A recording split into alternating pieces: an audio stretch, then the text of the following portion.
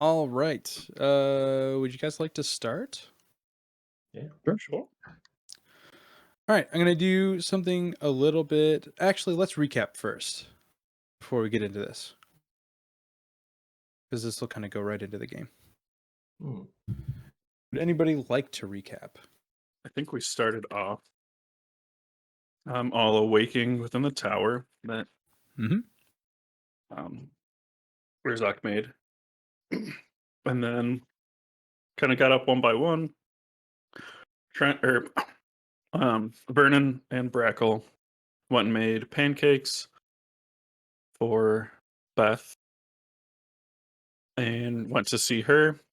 Had mixed results. Kind of he got cured and she helped Brackle with hiding his smell. And Vern with the tree seedling. From there, Urzak Urzak went with Teth. No. Teth went with Eric. So Yep. Urzak, did you go with anybody? Nope. Three of us went into town together, but once we got into town, we separated. Okay. So Urzak went to go see somebody at the barracks, I believe, to talk about who was it? Warwick, Warwick. the Okay. slowest dragonborn in the That's nine right. gates of hell. Who was awesome and was basically the complete opposite of the gatekeeper. You talked about I don't remember what you guys talked about. Oh, you were asking about Shaw, maybe? In the barracks, he met up with Marowil and he received the spell scroll. That's right. Super important spell scroll for transportation through realms, I believe. Plane shift. Takes us to the brain realm, which I always fucking forget Oh, the name of. yeah. The I know it too. You know, I Just like Brain Realm. wait a second. It's the dream realm. Cerebral realm. There you go. Yep. Um Maybe so we shouldn't have recapped before. No, continue. I'm Continue. trying. You'll see. You'll I'm see really it's bad there. at recaps. This is what happens when we wait 2 weeks in between. I know. I know. Then Teth and Eric went to Belle's tower, who's an artificer, and she helped her. Teth basically asked, did a little Tin Man thing and asked for a heart, essentially. And Eric wanted to update. No, he didn't. I was gonna say prosthetic, but that was Vern's thing. I think. Eric wanted to learn about his herbalism kit and stuff. Mhm. Oh, that's right.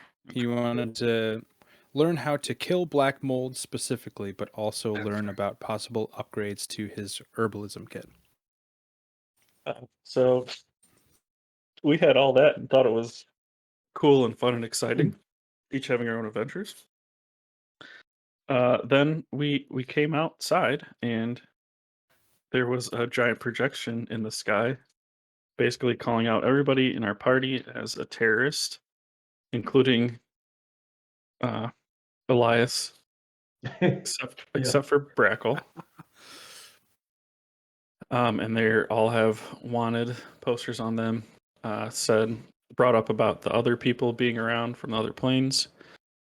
Wanted to complete the tithing. Whatever that means, we're not sure yet.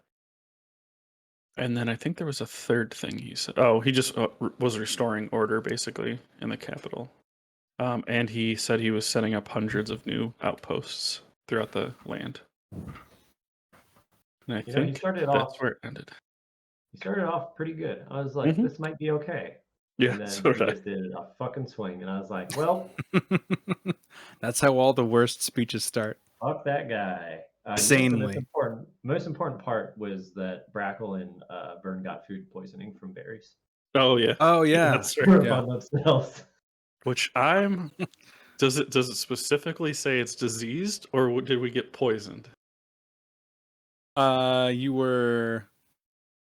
Imagine it's a Let poison. me Right? look. It Because if might it's have been poisoned, a diseased or a poisoned berry, or I don't know.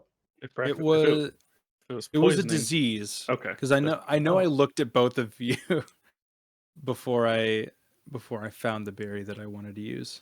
I was Yeah. like, It I cannot was get a poisoned. diseased berry. I was so mad because I was like, I'm good. I can avoid poison, or I'm immune to poison, so I'll just Yeah, pop a berry and nothing would happen. It wasn't a poisoned berry because it wasn't a living tree. It was a diseased berry from an undead tree. Oh no. Mm. That's right. Poor Zapdos. Like he didn't know any different. He thought they were all the same. Hey, dude, he was 2 for 2. What are you talking about, Barley? Fair's fair. That's right. As far as he knows, he did the best job. He did so good.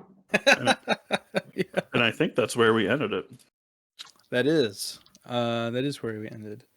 Can't get better of a cliffhanger than that. Do any of you have any other thoughts or questions about that before we continue? Anything else anybody wants to add from last time? We good? Don't forget to check out Eleanor's pancake brackle if she doesn't try to stab us. Oh yeah, we gave her a pancake. Right. That's right. Right. So she's warming up to us. Yeah. Cool. So a little bit of a different type of prologue today that will have implications during the session. Something that I wanted to try for a while. And I'm just going to try it tonight and see how it goes. I'm going to ask you all a series of questions that pertain to the campaign itself, not necessarily your characters specifically, but the world in general. There are going to be 8 questions, and I want you to answer just like the last time. Go into your regular text channels, so you can't see each other's answers. And for each correct answer, you will earn, or for your first correct answer, you'll earn a D4 that you can add to any roll. So that's not just attacks, saves, or checks. Any roll that you want. It can be damage, it can be health, it can be whatever. Each subsequent correct answer ups your bonus by 1 dice value. So if you get 2 right, you get a D6, D8, and so on. If you get them wrong, I'm not going to dock you. You just won't get a higher die. So you have 8 chances to go up 5 die, capping at 12. I'm not going to give you an extra D20 to roll hit points or whatever. But you could possibly get a D12 to use. And you don't have to use it this session because I know that we're in a town and maybe not a lot of things will happen. So we're just going to get going. I think I made them progressively harder, but who knows? I'm biased because I have been looking at this information for a year and a half, so I know all of it. Question 1. What is the name of the countrywide war that was won by the casters?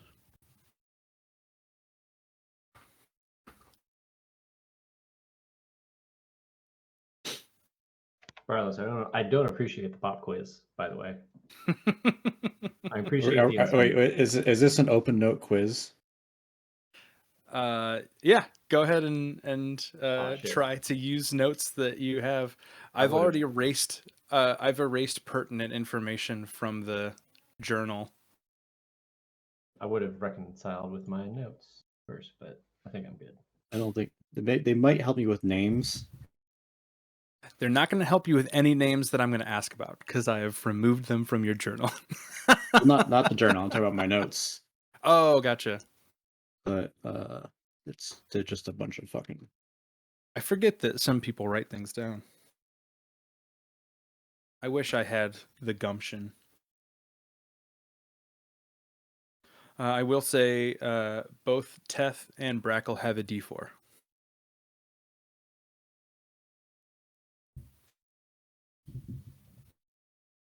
Urzak, you also have a D4. Hell yeah! Didn't even need my notes. Neither did I. I was gonna say, get wrecked, little note boy. Question 2.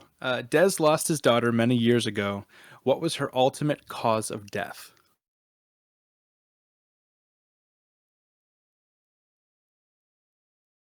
Man, it's almost like there was a TikTok that I was in.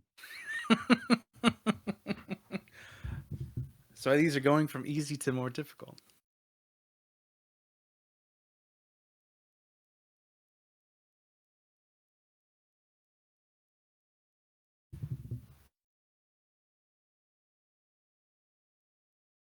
It does, right? I have this in my notes. Is there a timer? Hold on. No, no timer. We have You until said- 9 o'clock. Oh, there's no timer. I'm going to watch this TikTok. You already answered. You still have a D4. I'm pretty sure I know what it is, but I do have it in my notes. I Did you know say- I didn't know. I was just, yeah. Did you say Des? Yes. Lois? Des lost his daughter many years ago. What was her ultimate cause of death? I know how his wife died.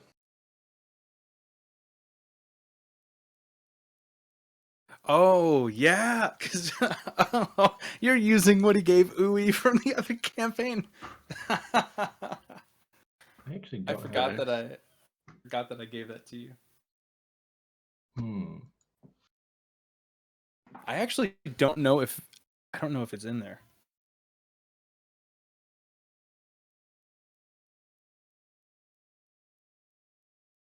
I'm just gonna take a guess.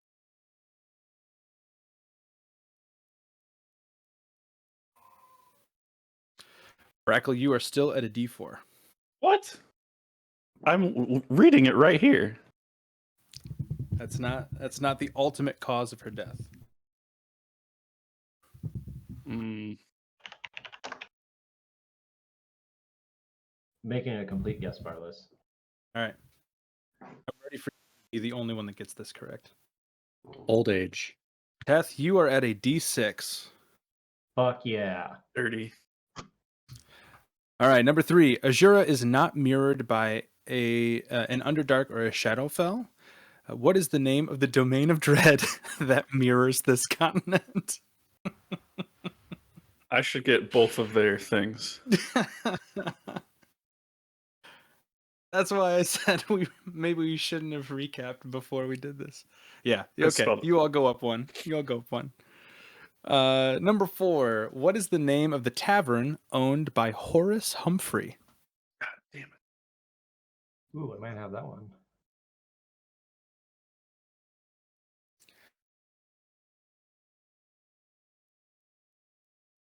That is the plot of the other TikTok.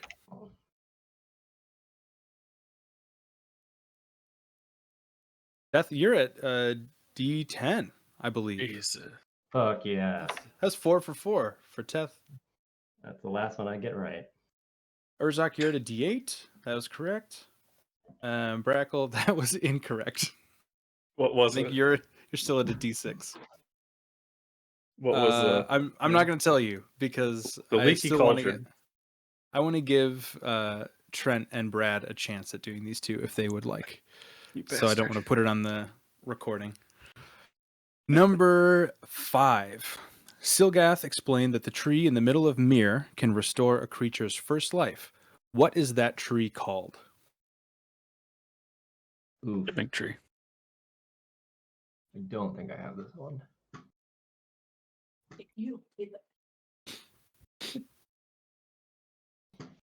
Yeah, there's no time limit. We just go watch the last VOD, right? Yeah. Mm. I think we did mention it towards the very beginning last time. Oh, God. It's funny because I know Brad said it at the beginning of last session. He sure did, don't and know. he got it right away. Yeah.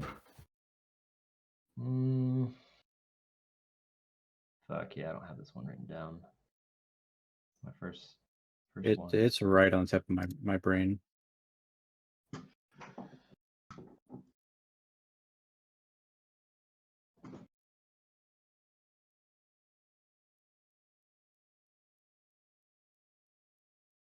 Damn, yeah, I don't have this one. Between like 3 things that are all basically saying the same thing, just in different ways. Brackle, you are still at a D6. I know. You don't have to was say it out loud.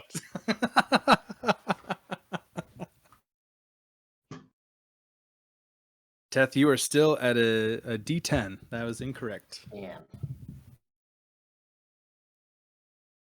I knew it wasn't correct, but I had to put something.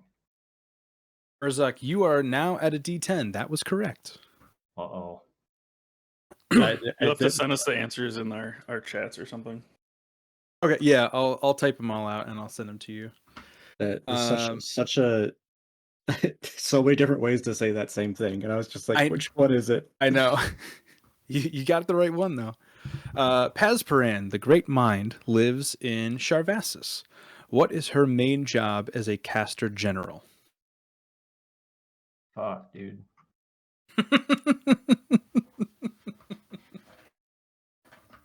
Is this like outside of being Yes. responsible for a region?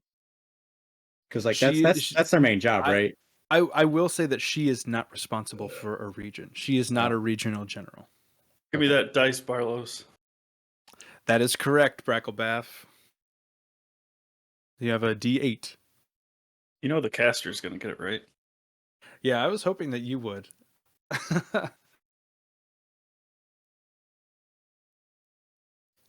Urzak hit the D12. He got the top. Oh yeah. That was correct. A version of a correct answer. This one is a little bit looser. There are a couple correct Yeah, I answers. didn't want to. I didn't want to I want to say that and something else, but Mhm. I didn't want to seem like I was reaching, just throwing a bunch of answers out there and hoping that one was right. Don't think I have this written down either.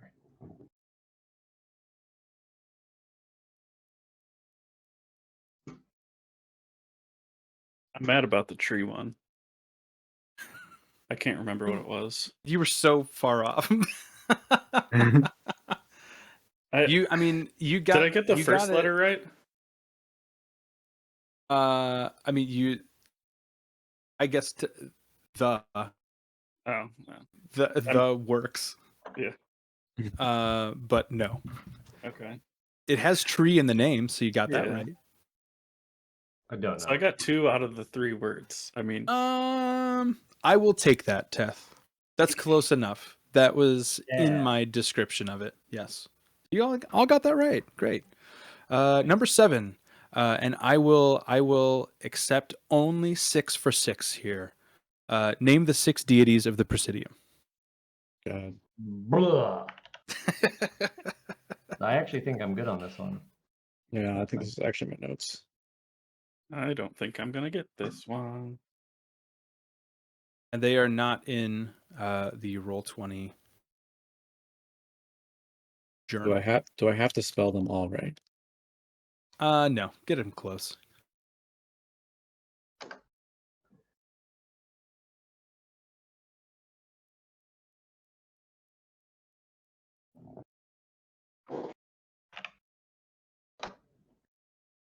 Yeah, Urzak, you got them right. Still at a D12. Great job, though. Give it to me. These are... I thought these would be harder. Good job, guys. Thank you for Is it? paying attention to my lore. I failed. Listen, if you want to give me a D12 and a D4, If you get the last one correct as well, yeah, Teth, that is correct as well.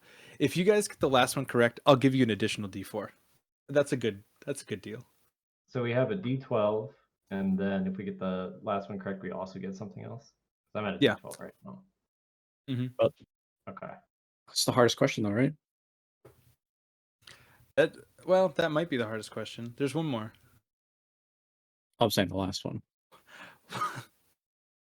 I if we were going by description, you're very close. But I'm not going to give that to you. I wouldn't give it to me. I'm Trying to gonna squeeze it out. just I hope because you it's enjoyed it though. just because it's so far off, and this will not give a clue to Brad or Trent. This is what Andrew just typed out to me. Sephir, Talos, Wild Boy with the Arrows, the Black Chick, the Blue Guy, and the Yellow One. That's Basically got great. it correct. Basically spot on. Oh man. All right, number 8. Playing for a D10, I believe, for Bracklebath, and an additional D4 for Teth and Urzok. In a previous prologue, Gael references a group very briefly called the Knife, which was seen for the first time in the subsequent prologue. What is the name of the Knife member who was absent? Fuck, I didn't write that down. Oh, I know it's so close.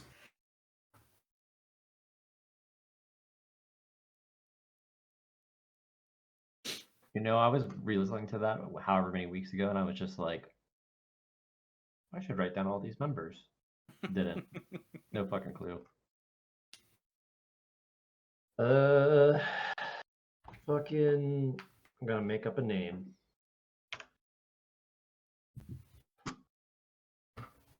I would even be impressed if you got the first letter correct. It was such a small part of the session. I'd be impressed if anybody got this correct.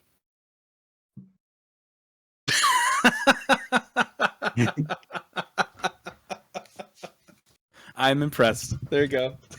Is that it? You got the first letter, yeah. That's I know that much. It's just beyond that. Fuck. I just typed nonsense. I just also spelled that wrong. Yeah, I don't know. I have to be close. I'm gonna say that none of you are correct. No. None of you are correct. Urzok was the closest, but What? that was not his name. Really? Reckle, the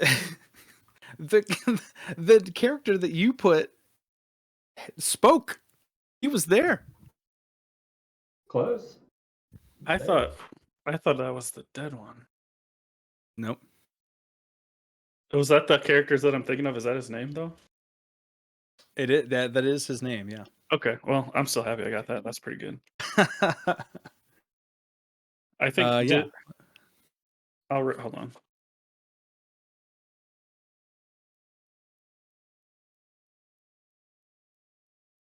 Copy my answers into a list real quick. But Barlos, he was the strongest of them.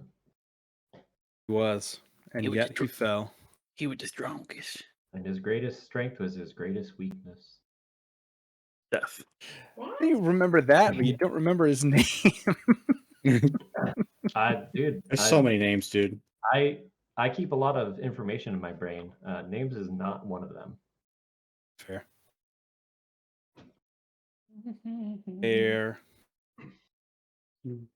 There are a lot of names. That's why I made that roster, so you guys didn't have to keep them all in your brain or in your notes.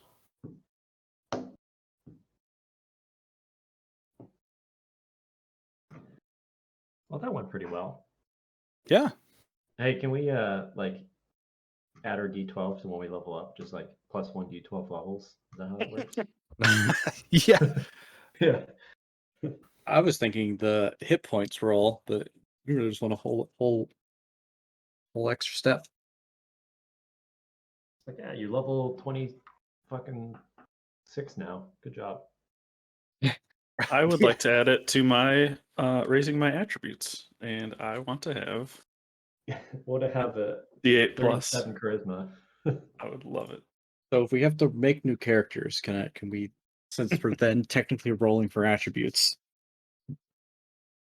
If you want to save it on the chance that you are making a new character and you hold it for that long, sure. Oh, dude, no way I was one fucking letter off of that name. You were so close. It is so close. Okay, yeah, it's not. Yeah, the one that I almost considered giving it to you, but then like the stipulation was that he was absent. I was happy that you that you remembered any name that wasn't Marawil and Gael. Or Silgath, I guess. He was there too. Who was I thinking of? Did Dez like almost drowned? Was that something? I know he Did doesn't Dez like have fire. anything? Okay. He does not like fire. That is I must just be correct. thinking about He didn't drown though. No. Sam's Didn't almost character drown. from campaign 2.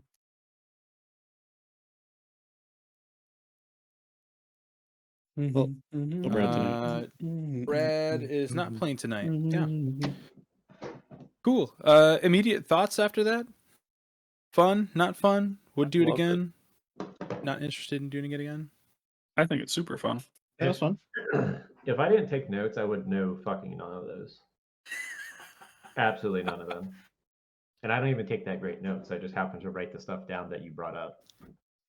Right. It's like cramming for like the bar exam. They say that it's like thousands upon thousands of pages worth of stuff that you can't ever possibly know at all. You just have to hope you guess correctly. Dude, I was almost like completely guessing on the whole Des thing. I was like, I think this, because I was getting him mixed up with Silgath. That's why I asked if he meant Des. There was another daughter thing there, and I was like, oh God. And I was like,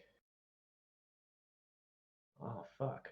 I thought that would be easier because there was a lot of emphasis put on that session. Like everybody seemed Yeah. really dialed in that night. So I figured like that would stick out as like Dez's thing. Like each character kind of had their own moment to spill something. So I figured that him killing his own daughter would. Oh, I just gave the answer.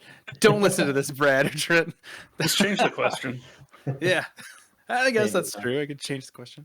All right, I'll be right back. I'm gonna go grab a drink. Alrighty. Yeah, once he gets back, we'll jump right into it. Yeah, I always imagined it was a very like Kratos thing, but I guess I didn't think it was that on the money. Right. I think I either a lot of these video games that you guys bring up to me that I've never played are just super generic, or I find their ideas through osmosis because I feel like I have laid down things that are so close to other things many times, and you bring them up to me. I'm like, well, And honestly, I had no idea. I'm sure that there's other material that has done that same thing before Yeah. too, right? Like it's not God of War's not the only person to have that happen. Right.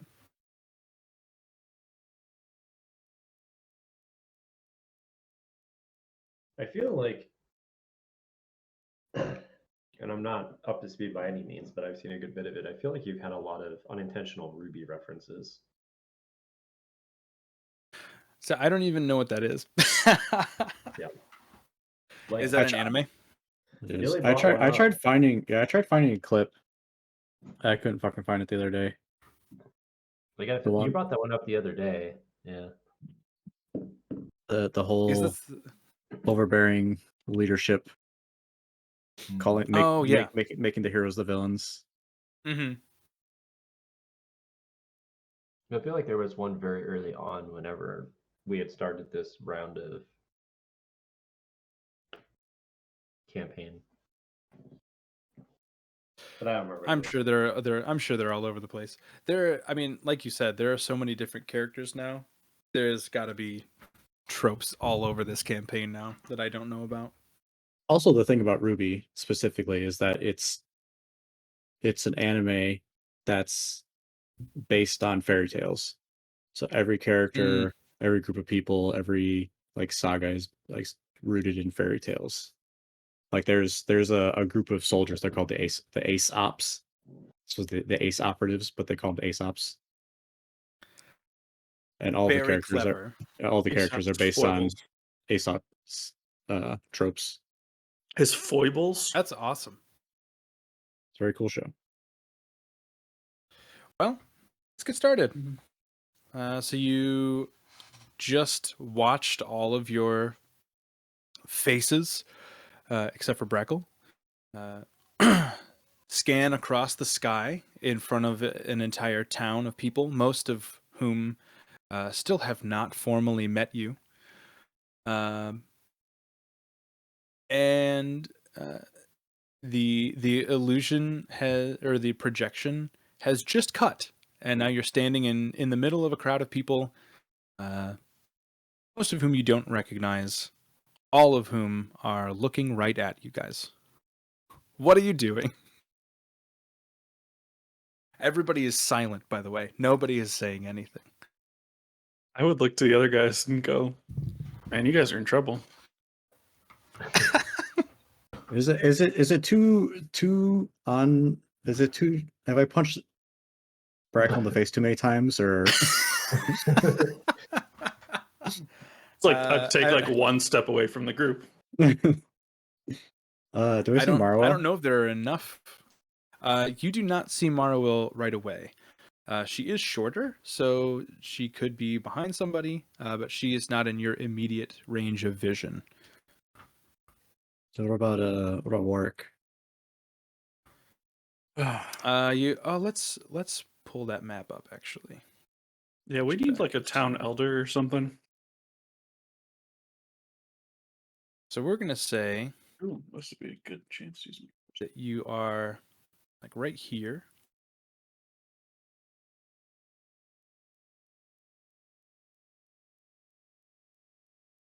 And there are people scattered all over. You could assume that, where's Beth? Jeez. I have too many fucking folders in this place. Why do I have Beth under currently unaligned characters? That doesn't make any sense. That was because of Vernon Brackle. That's true. She's not all the way on board yet. You could assume, again, you can't see her, but you could assume if everybody else is out here, she would be out around her house. You can see Silgath across the path, or across the way there on the opposite side of the tree. He is out here kind of around the stables. Eleanor is standing next to him. And you can see, since you're close to the workshop, you can see Belle in her chair right outside of the tower. And then there are various creatures. And this is the first time, I guess I'll explain this real quick. This is the first time that you've seen a lot of the citizens next to each other. They come from all walks of life. You see humans, you see orcs, you see elves, you see dwarves, halflings, a lot of the races that you have all seen in your hometowns and across your travels. It is a very healthy mix of a lot of different things. There is even some of the more animalistic races. There are some Tabaxi, a few Leonin, and a couple Luxodon as well, kind of standing in the back. Is there a place to like stand up so I can get taller? You could attempt to stand on the casket. No, that seems inappropriate. You can stand on my shoulders. Yeah, I was I gonna say will- you could stand on Teth. Yeah. Teth, would you be so kind as to lift me? Sure. Don't do anything aggressive. I won't. I'm not in a position to do so. What are you planning to do standing on Teth's shoulders, Breckle? I was going to use thaumaturgy to make my voice 3 times as loud. Okay, you're not gonna like move around or anything. No, I was Okay, I won't going make to you, I won't make you check. address the entire town. Yeah, you can climb up on his shoulders. And what are you saying to the town, Breckle? I know Mir is no friend to the casters. So please heed these words. We, I should say, are a group of patsies. And please do not rush to judgment. We were all tithed together. We have not committed whatever crimes that they say that we have done. But please just give us a chance to figure out what's going on before making any judgments of us. The people are in the crowd are starting to they're going to start to speak amongst themselves. You see people whispering to each other. They're starting to point at all of you, point at different members of the group. A lot of people are giving Urzak and Teth specifically a lot of attention. And from behind you, I guess I don't know which way you are facing, but Warwick makes his way through and pushes his way through the crowd back here, probably coming from the barracks. Seeing him come up, I think I would just add at the end, we'll follow and do whatever your town leaders will ask of us. And I'll just get down. You can start to hear, as you are finishing up, Brackle, and getting down, people are starting to whisper. They're starting to speak much more clearly and louder. And you can hear things like, "I've never seen someone that looks like him before. I've never seen a band of people that mismatched. I don't understand why they were all up in the sky." And then one person in the very back, I'll say kind of back here by these tables, he's going to shout out. And he's going to say, "Hey, why wasn't your face in the sky?" That's a question I'm wondering myself. Which is the truth. What if we don't believe you? We don't even know you. There's no way for me to answer that to satiate your wonderment. All we can do right now is comply with whatever your elders may have to do with us. Make a performance check, Brackle, for the speech and the response.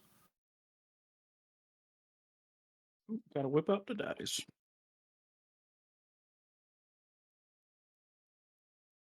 Man, if only I had Zone of Truth. If only. Wait, I do. Hey. Okay. So that one. So that's a 15. And what do I have? Extra D8? For you do have a D8, yes. Seems pretty important to either have an entire town turn against us or for us. That's a 5, so a dirty 20. It's already come in handy. With the dirty 20, somebody is going to come to your rescue.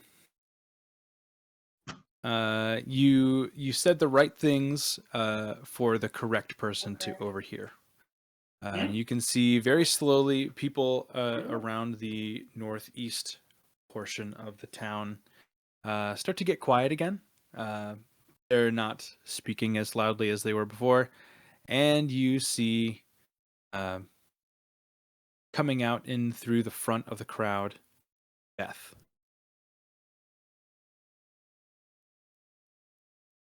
And she, much like you, Brackle, she has amplified her voice. Brackle, at this point, you make an Arcana check, Brackle. Ooh.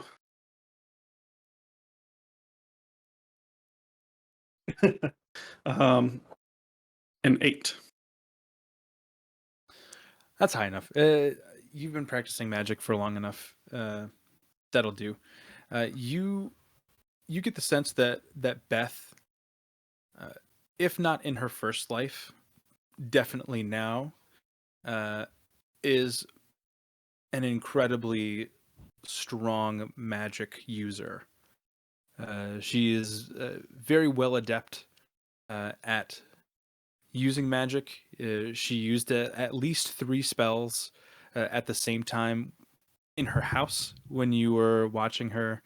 Um, and it to your perception, she didn't seem to use any type of component for anything that you've seen her do so far. So she seems like a very, very powerful innate spellcaster. She walks out through the front of the crowd, and her voice projects over everyone. And she just says, "Everyone quiet!" And it's piercing. It's so much louder than Brackle's voice. You can hear it after she's done carrying out across over the walls and out into the forests surrounding the town. And everybody is silent again. She looks around and she says, "I've only come in contact with a few of these adventurers. And while they make subpar pancake, they're dumb enough to fall into our traps, dumb enough to wake an old lady past her bedtime. They don't We apologize for that. I don't. they don't make use of our what does she want to say? Of our facilities to stay the night. These are not evil doers. And anyone who would question them should consider themselves in questioning of me." And you can hear like little gasps throughout the crowd at that point. Because everybody knows Beth. Like, you don't mess with her, first of all, but also she seems to always kind of have a grasp on what's really going on. And at that point, she will turn and start going back to her house. And Warwick is going to approach. He's kind of eyeing over at Silgath, who is also going to come over to you guys as well. And Warwick says, kind of hushed a little bit, "I think it's time to get inside.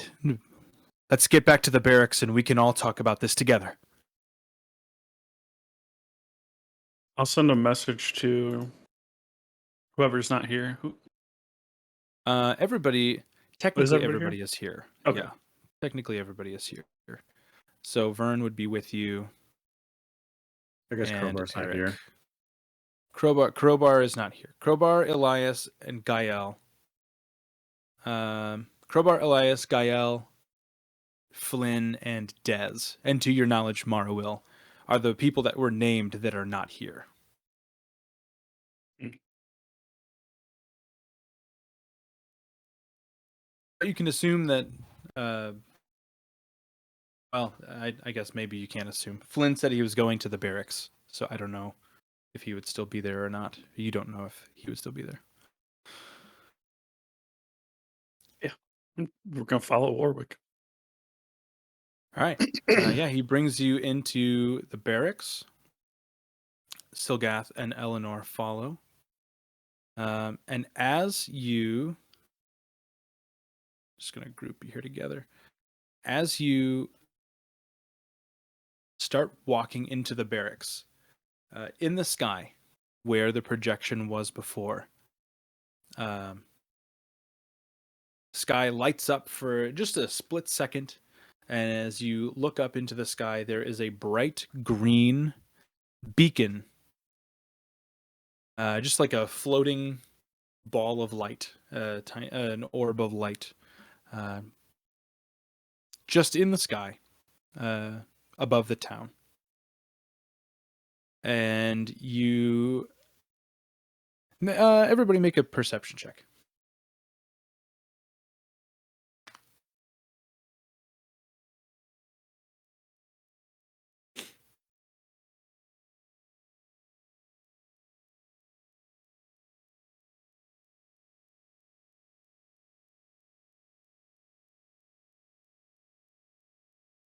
Let's see. Crackle, immediately you see the you see Silgath's expression drop. He looks alarmed.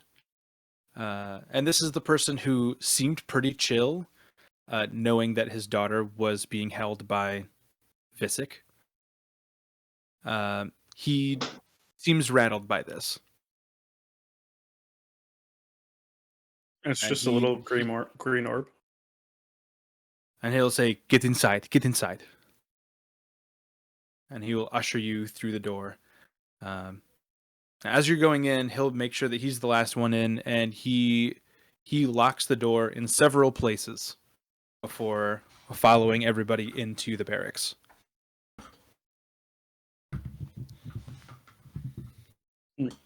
I guess I'd walk up to Silgath. What was that?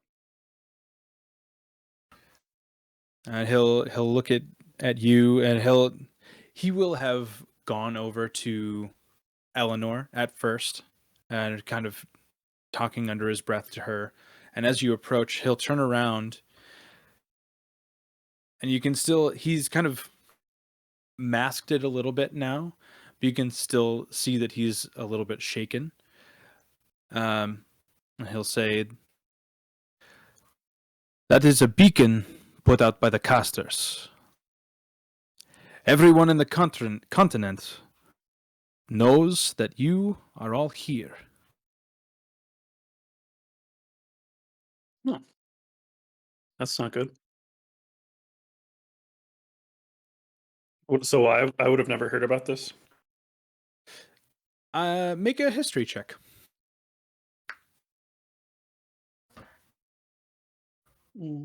14. You would have heard rumors of it happening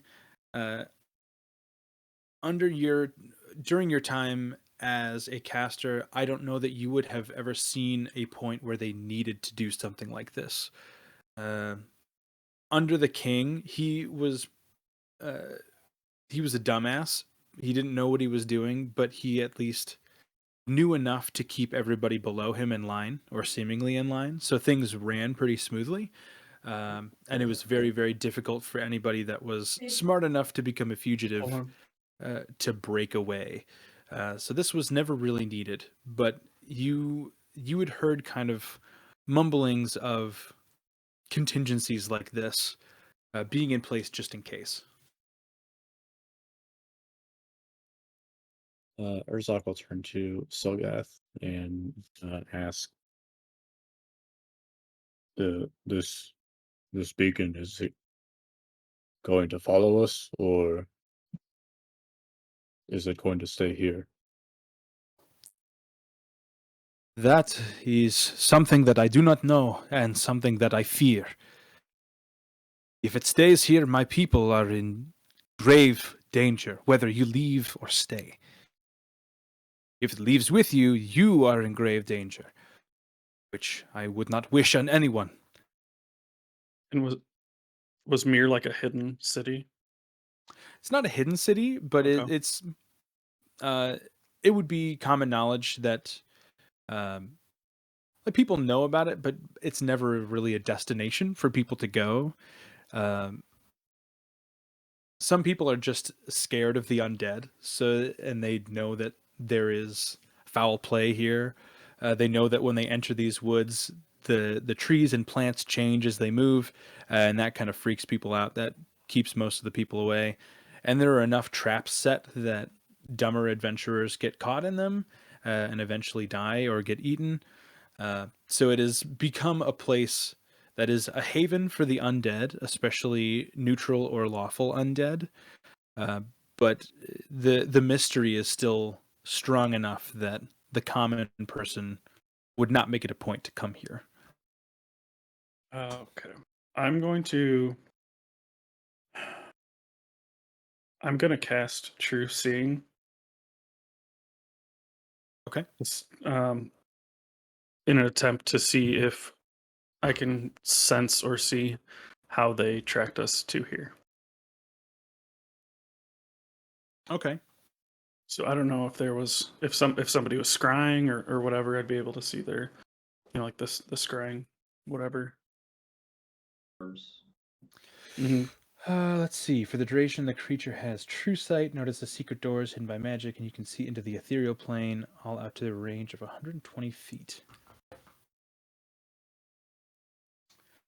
Yeah. What are you planning to do while under the effect of true seeing? I will look for any, like I said, any noticeable things for any type of scrying spell. Obviously anything that I would just see with it as well. I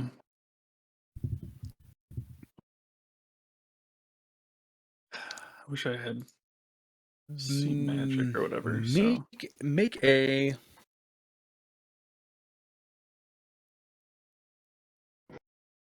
and I guess potentially I'm seeing weird shit if there's weird shit with like the second lifers as well. You're so so you're seeing a lot of crazy stuff.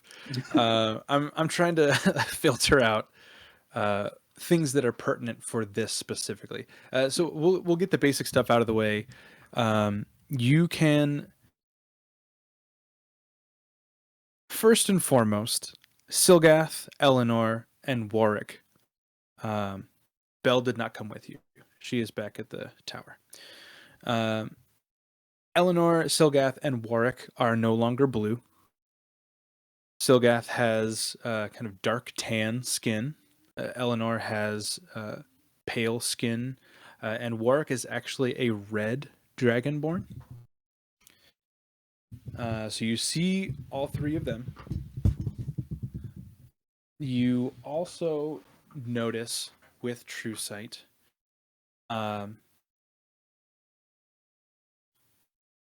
there are some sparring circles that Urzak would have seen last time at one end of the barracks building.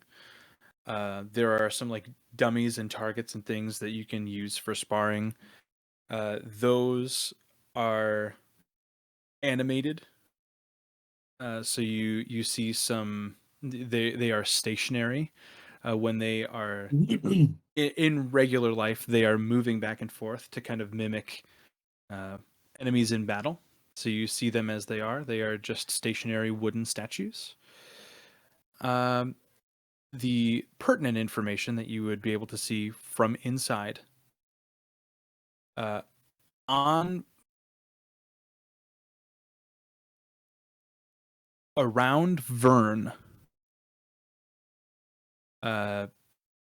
you see kind of almost sprinkles of silvery magical dust waving around his body. And you know for sure with your sight, hidden magic and sight into the ethereal plane, that there is divination magic somehow following Vern.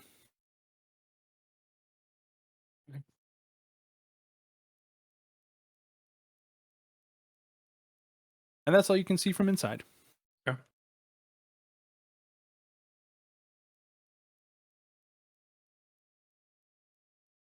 I have to look up what divination magic does.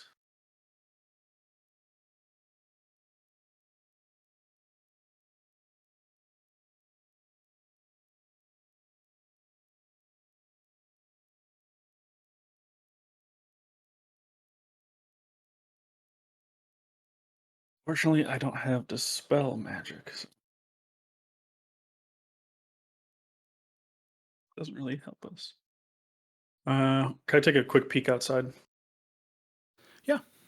You can unlock the door. There's a regular lock on the handle, and there's a padlock kind of up higher on the door. You undo both of those, and you look outside. And anybody that's still out in the courtyard area, they all look different than what you have seen before.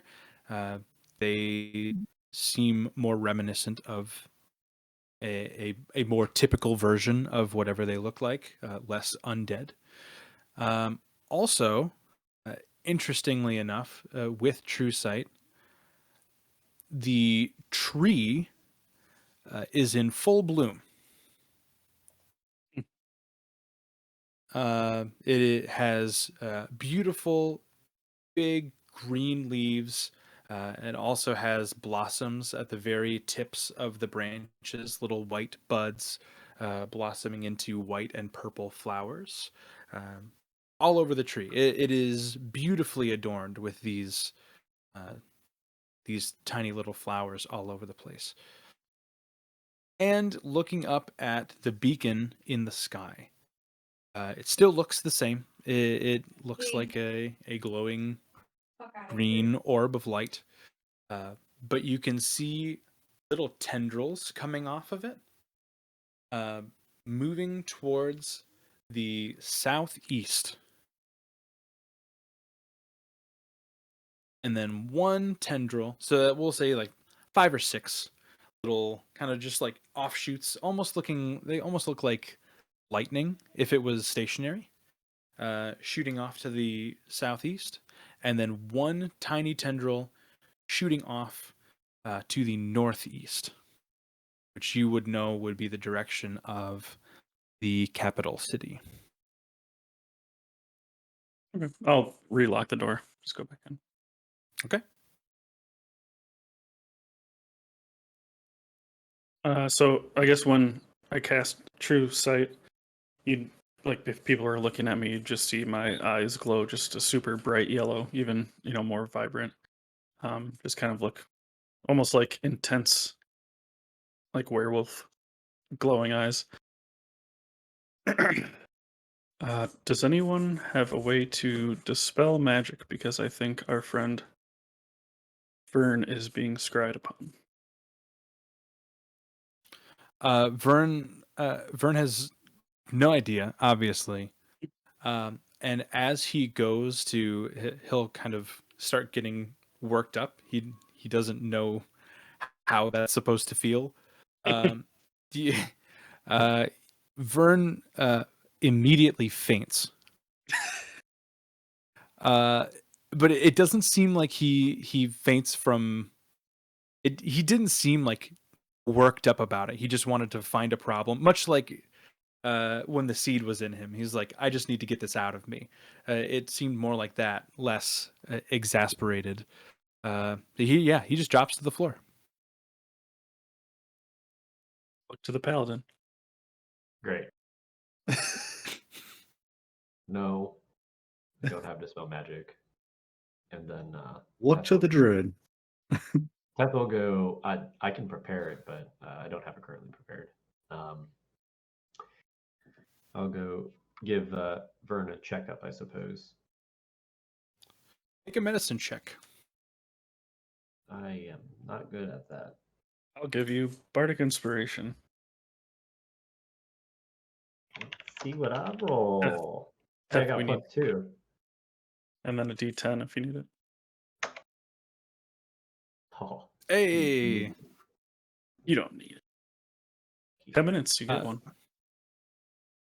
So you can tell with your magical background, because you mix the divine and arcane so much, you can tell that he has been enchanted, and he is asleep. He is still breathing. As far as you can tell, he still seems healthy, but he is unconscious and incapacitated. He is currently enchanted, probably to sleep. He seems to be breathing normally. Do you know what spell he was put under? Maybe we can figure out. I'm going to say this very quietly to you. Do you know what spell he was under? If we know how far it may have been able to be cast, we could narrow that down. I mean, through traditional methods, you would have to be relatively close based on what I've experienced in the past. But I mean, that's man-on-man combat. I don't know if it's something that is perhaps being done from that thing in the sky. Ironically, I'm like looking through my spells, and it's like all not sleep related. Like there's not just. I mean, I could try a few things to wake him, but I don't think that if we just wake him up and he goes back to sleep, then that doesn't do much good. I think. Is there a way to? Who else in the room? Eleanor, Silgath, and Warwick, as well as Eric. And then the three of you. Eric, do you have a way to dispel magic? Let me open Eric's character sheet.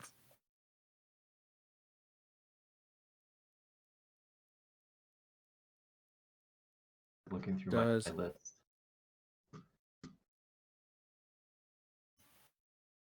Eric has to have it, right? You would assume. That seems like a spell Brad would take. Spell magic? He has detect magic. So that's like a second or third level spell.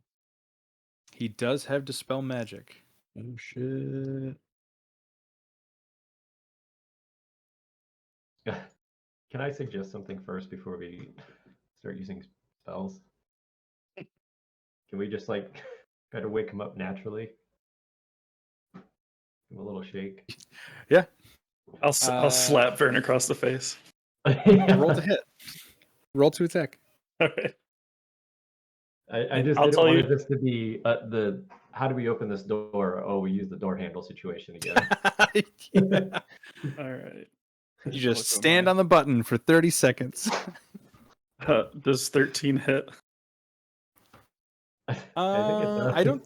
I don't think so. But he also is asleep, so Did you It's roll with with advantage. Yeah, he has advantage because he's Yeah, asleep. that 22. You also automatically crit. yeah. Oh, well, here's the thing about my unarmed strike is they do 0. So Do they really? Yeah, I'm that weak. Yeah. So So- you slap him for 0 bludgeoning damage. You just hear Brackle go, like just a little hit, My- like hurts a little bit. My joints. Wake up! He does not stir. He as you hit him. As That's you what hit it him. sounds like. Yeah.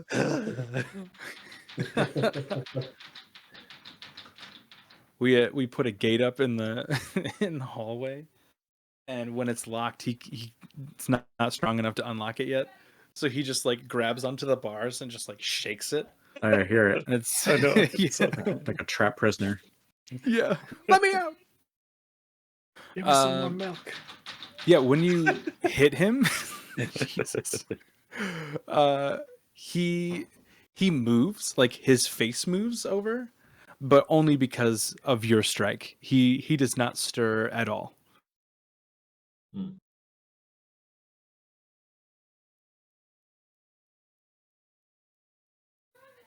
Well, try and break him of this. All right. Let's detect some magic. While that's happening, can I keep an eye on everybody else in the room? You sure can. Yeah. Are you looking for anything specific? Any subtle gestures, spells, anything like that? Okay. Yeah, make a perception check. You can use the D10 still. It's been within 10 minutes. I'm gonna use it just because. Yeet.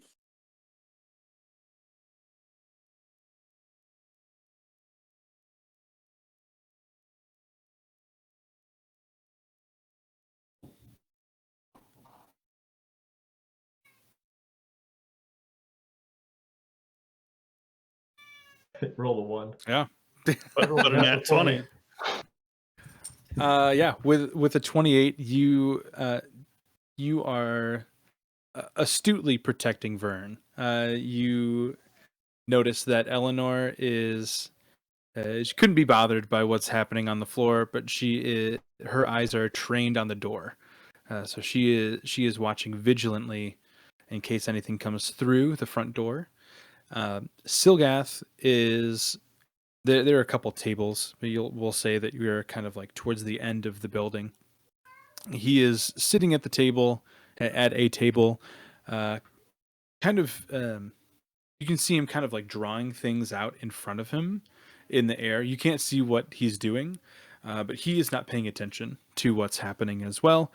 Warwick seems genuinely concerned with what's going on. He's not talking. He seems to be pretty far out of his depth as far as helping goes, but he seems to be there genuinely to assist if he can in any way.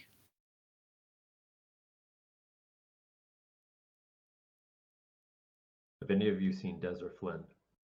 Or Did you poop? Did he just poop right now? you poop? The most opportune or the unopportune times. I swear to God. That's why he was shaking the thing. I gotta take a shit. Do you know what's in my diaper right now? The other day we were going out somewhere, out to the store somewhere, and we were getting into the car. Like I was buckling him into the car seat, and he shat himself right there. And I was like, dude, So take your shoes off and your pants off and your coat off and bring you back upstairs and do all this stuff. Did he give Although you like better the now than 1,000-yard stare? He does that for sure. He'll go and hide behind furniture. Like he'll go to the couch and like hide behind the couch and just look at you like this. Like grunt. Yeah. Like, are you pooping? And he just stares through you. Okay, I think that's what you're doing. I think you're pooping. Great. So funny. Well, Hilarious. Where were we? before my naked shitting son walked by the door. we're asking Eric to cast Dispel Magic. Oh yeah. Oh, did you say you wanted to cast Detect Magic No. first? Or He did you were say just that. perceiving? He did say that, but I think he meant Dispel Magic. Yeah. Okay. Do you want to do anything else? Oh, you asked if anybody had seen Flynn or Dez. That's what I knew. There was something else that you asked. Or Mara will, actually, for that matter. Yeah.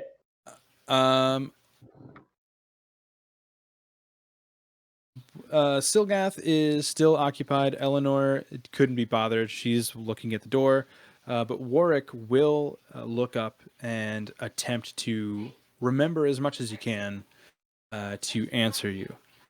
And he'll say, I've never met anybody named Dez. I don't know who that is. I'm really sorry. Mara will left shortly after you left, Urzak. She headed back west to the transport door back to the capital. So she's somewhere in the forest. If I had to assume, Flynn could have gone with her. I don't know for sure. I wasn't watching them. Was Flynn here though? I guess. Flynn was here, yes. Okay. Flynn was in the barracks at one point during the day. Good to know. Eric, do your magic. Eric will cast Dispel Magic. And I almost said Trent. Vern does not wake up. Does the scrying spell go away? Or the enchantment? So, or wait, no, the divination.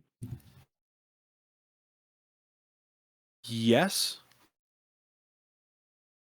but you would have seen that fade as Vern fainted. So it was already gone. Oh, interesting. I think we might need Beth.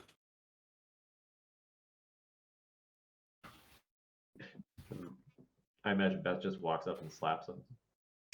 He wakes up. What? Oh, geez. I already tried that. Oh, shit.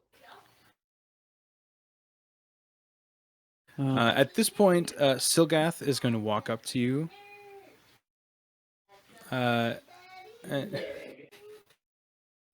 And he's going to say,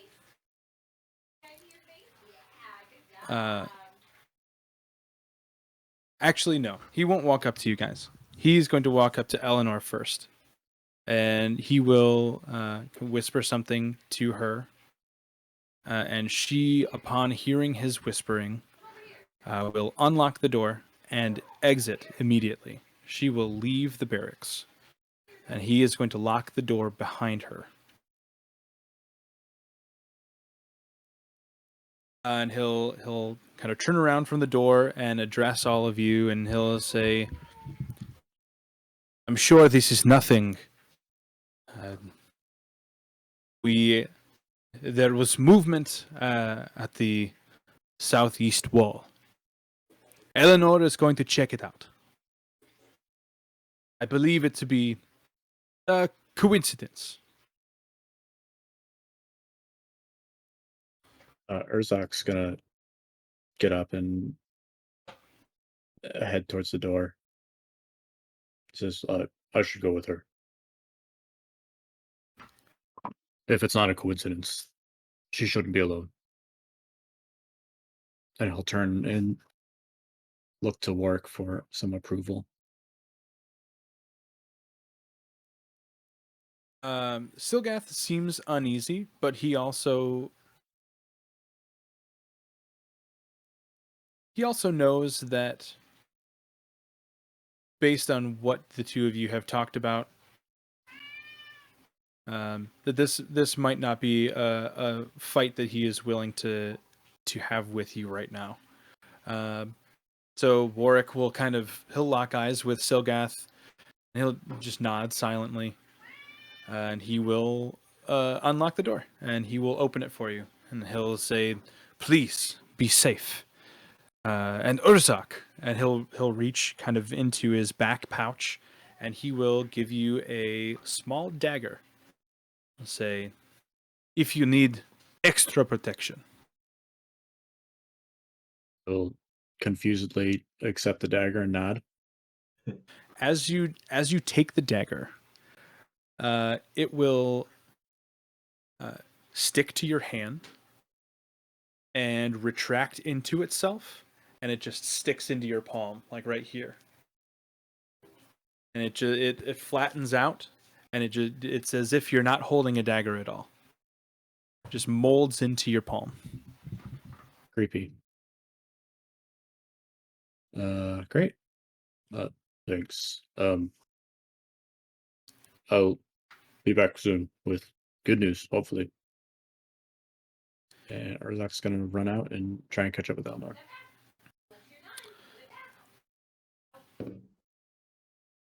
Would anybody else like to do anything outside? Nope. Okay. No, I think Teth feels confident with Urzak going with Eleanor because he was gonna basically say the same thing should happen. Okay. So, but he feels comfortable with Urzak going. Cool.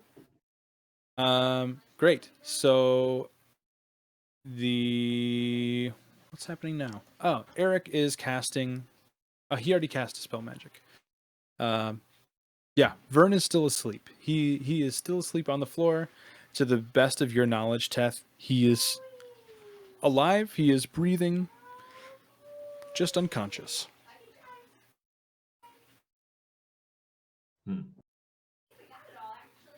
did Brackle did the?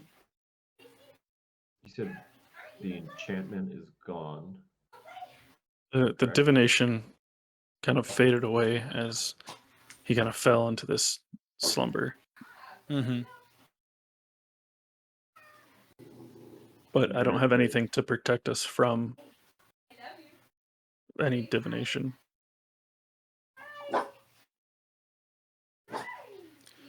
Hold on one second. I have to The- take the dog out.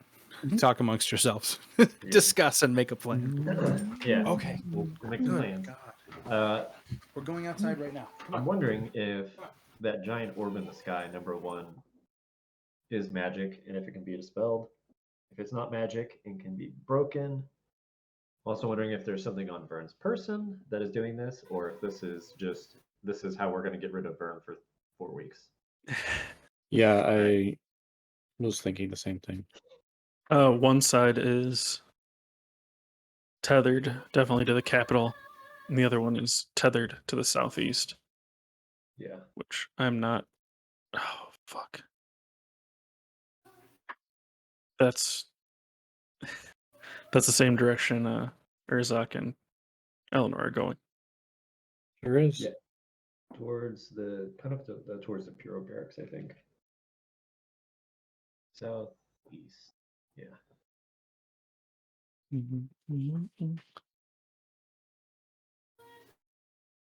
I would. Let's see. I would like to think definitely. that somebody's coming from the southeast and then, like Elnor's gonna be out there, be like, nah, it's fine, and then like Herzog's gonna walk up and catch up behind her and be like, hey, what's going on? And then everybody just saw this giant image in the sky of Herzog, be like, get him! Fuck. Yes. Um, yeah, I think this is the only other thing I think logically without just repeatedly blasting him with magic is if there's anything maybe on his person that's doing it, but I think it's hey, watch baby Vern. Mhm. Keep an eye on him. Well, Because if we can't wake him, realistically, we're not going to drag an unconscious person for where the fuck we're going, right? also, I have teleport. Oh. So we If can we- teleport to Cerberus's bedroom and fuck him in the ass. Yep. Yeah. So I can the only- teleport us. But We also have the scroll for Cerebral Realm, but the issue is we didn't prepare. get the orb that we came here for. Oh, Yeah, shit. which is tied to Vern, I believe. I'm sure it's in the casket. Let me go look through it. Yeah. Don't mind me. Yeah, it doesn't seem like the best time to be like, hey, by the way, we came here for this fucking relic Yeah. that you guys are holding on to. We're not We'll just- terrorists. We'll just take that and leave. We're just a bunch of cool guys. Yeah, I promise. All right, so We're we not. killed Silgath and Warwick. Perfect. Great. Just Love what to I hear it. hoped you would do. And Urzak is about to slit Eleanor's throat. Love that. We like Beth, so we left Beth alive. We gave her all of their money. Killed them and looted them. Killed them. Hilarious. Um, Yeah. What are you guys doing? the last thing that I wanted to check with old Bernie boy before we abandon him to the meta gods is maybe do just a once over on Vern to make sure he's not marked or has something that's, I don't know, potentially influencing him that is on him. Does that make sense? I will use my X-ray vision and help you with that. Yeah. that would help. Yeah. Make an investigation check with advantage. Whoever wants to roll. You. Ooh. Are you sure? I'll do it. I got a +0. I have a +3. How about we I each, already. What? how about we each roll? Okay, that works. Yeah. Because it's gonna be shit either way, probably. Nope. Not for me. Yeah, 5. 23 with a nat 20. Fuck yeah. Yeah. So with the 23, this is the first time you've kind of like rifled through his clothing. Like Butt you naked. take his hat off and you go through all of his pockets, and what you find is a small, poorly shaped, clay dragon. Okay. Just made of like mud and brush, really shoddily cobbled together. It's in one of Vern's inside pockets. That's the only thing he has. I mean, he has all of his regular items, but that's the only thing that sticks out as odd. Is it giving off magic? It is giving off magic. Have we ever seen him with it? You have seen him with it one time before when he tried to make contact with Coralon and ended up contacting a brass dragon instead. Oh, I didn't realize. I thought he destroyed his. But I guess not. I guess none of us actually saw him do that, right? I guess maybe not. You just Yeah. heard him talking to somebody. Yeah, because we were Make like make a history check to see if you remember seeing him with it, Oh, Teth. fuck yeah. Got a +5. Nope. Yeah, this is the first time either of you are seeing this little thing. Eric, can you see what type of magic this is putting off? Can we just use Eric as like the spell slut? He's the only one who has it. It's it's putting off divination magic.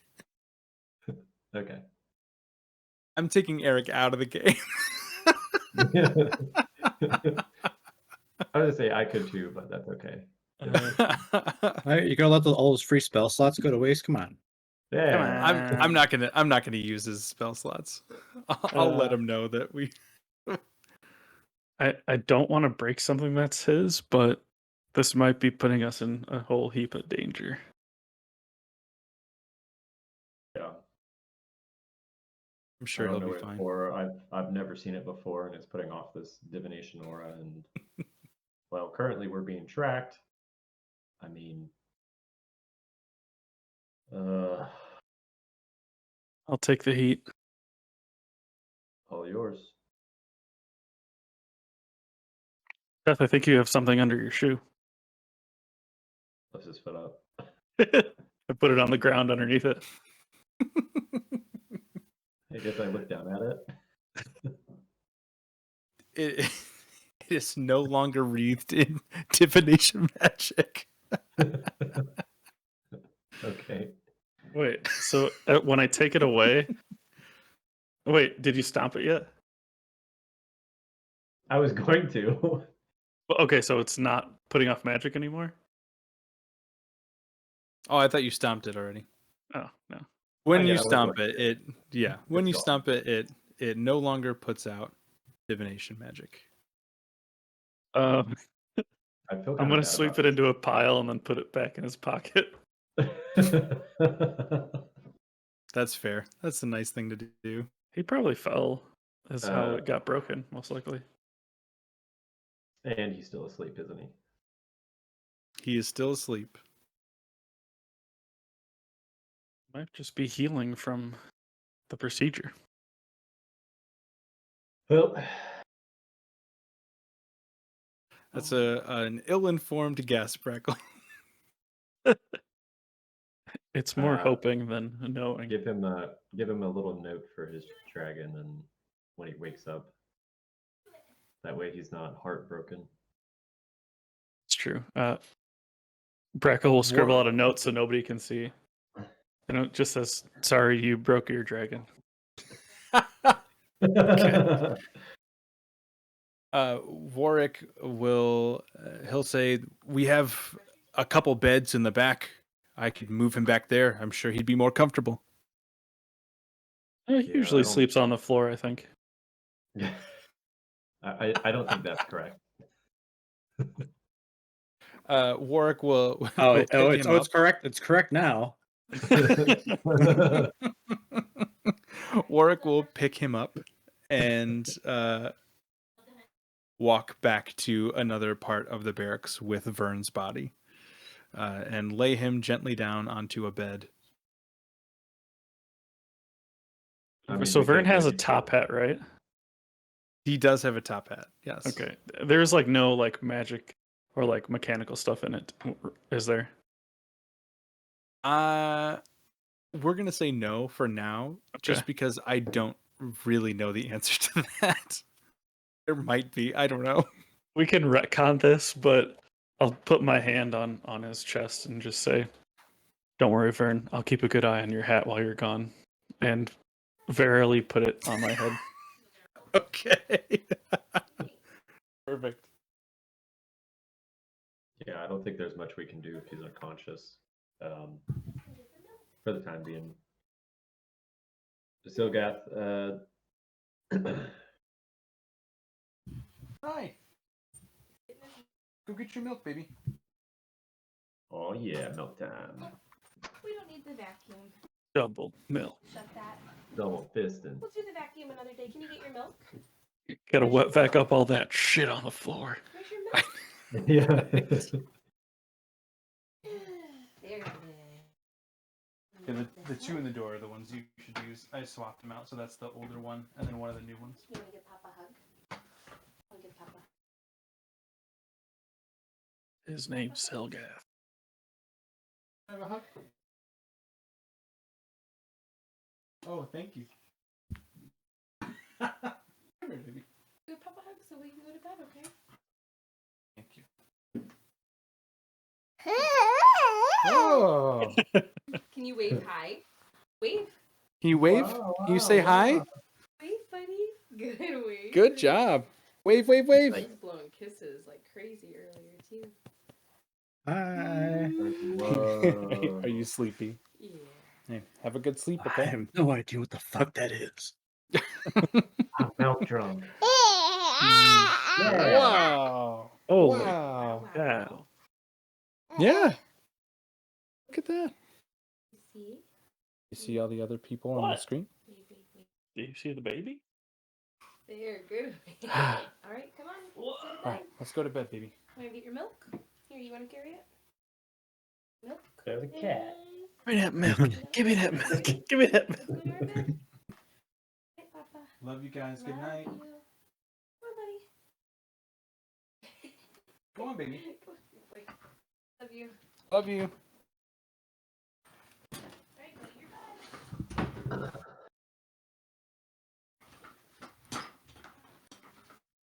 What were you going to tell Silgath? Essentially, yeah, Temple approach Silgath and I think it's apparent, but we don't know what's wrong with Vern. Won't wake up. Couldn't dispel the magic. There was divination on him. It's no longer there. Can you keep an eye on him for the time being? Of course. Um, I will have to enter and exit to look after my other people as well. But Warwick will take good care of him. I promise. oh yes, of course, And Eric will also stay with him. perfect.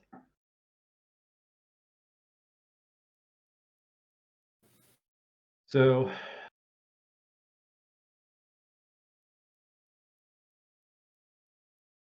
this beacon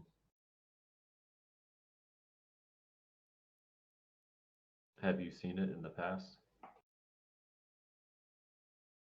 Are you asking Silgath? Yeah. Only once before.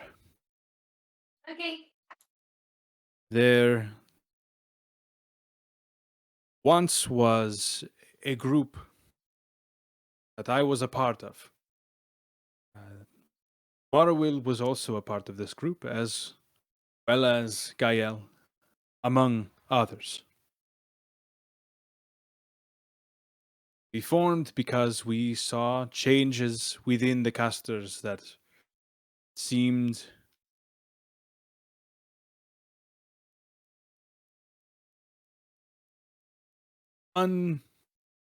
unwarranted and irreversible. We did not like them. So we decided to protect those that had been tithed and the families of those that had been tithed. We would meet and put things in place that were not being taken care of by the casters.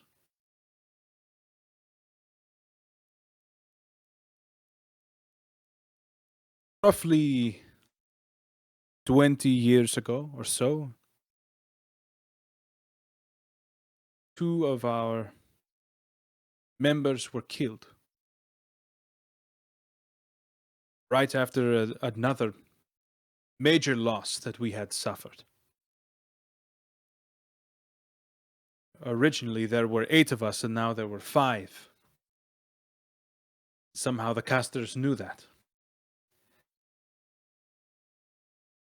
So I will say that this is not the first time that Gael and Morrowill have been seen in the sky by the whole country.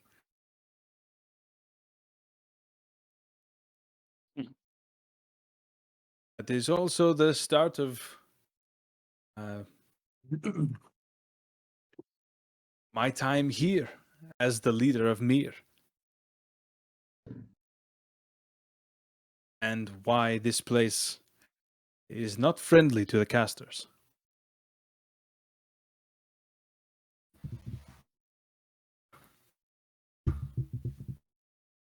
Random question.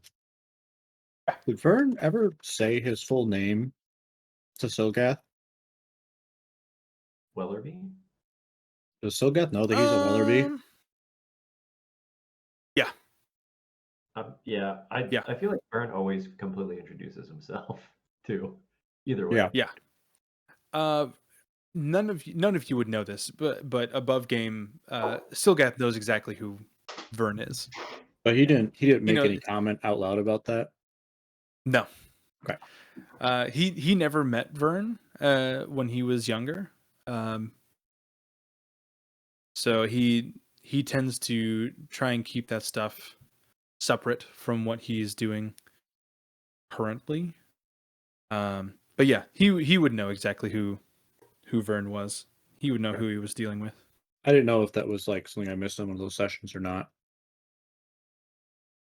Nope.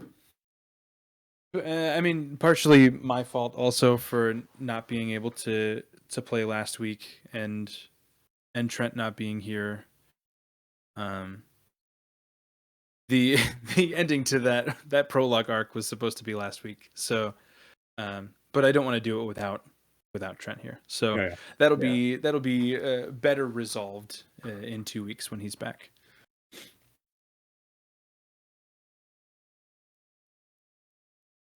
What are you doing, Teth? I see you wrecking your brain. What's the next step? Looks over to Brackle.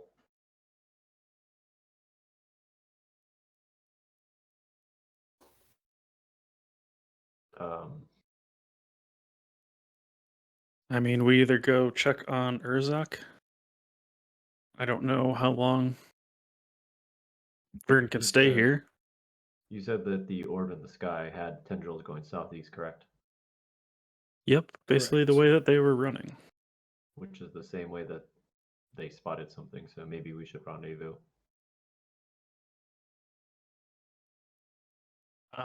Can we leave Vern with you for here, or for a while? Will he be safe? Of course. You will look after him. Will you be able to hide him if they come? And he'll put his hand on your shoulder. And for the first time in many moments since you've kind of been inside, he will kind of exude that warmness that he had when you first met him, even for just a couple seconds. And he'll say, "Do not worry. We have Beth."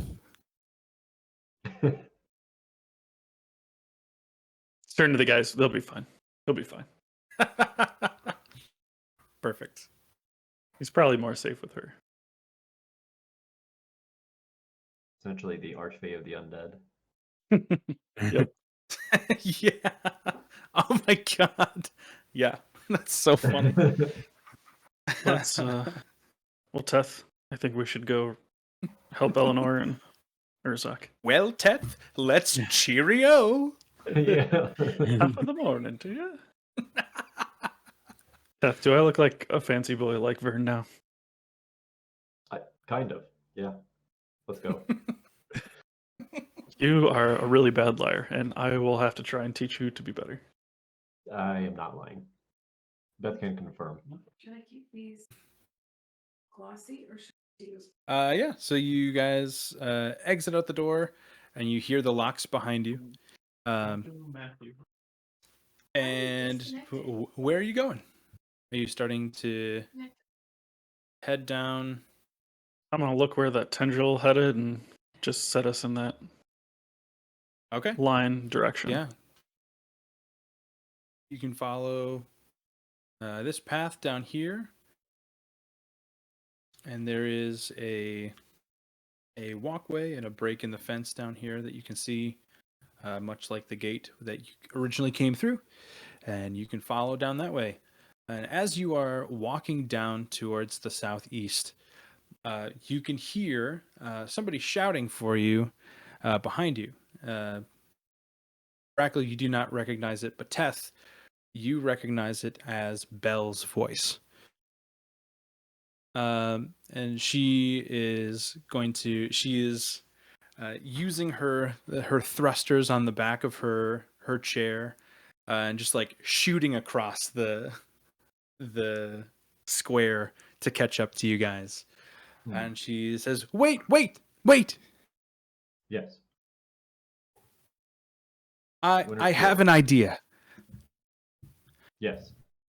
When you guys went inside of the barracks, I went back into my workshop, and I think I have a way to get rid of the beacon."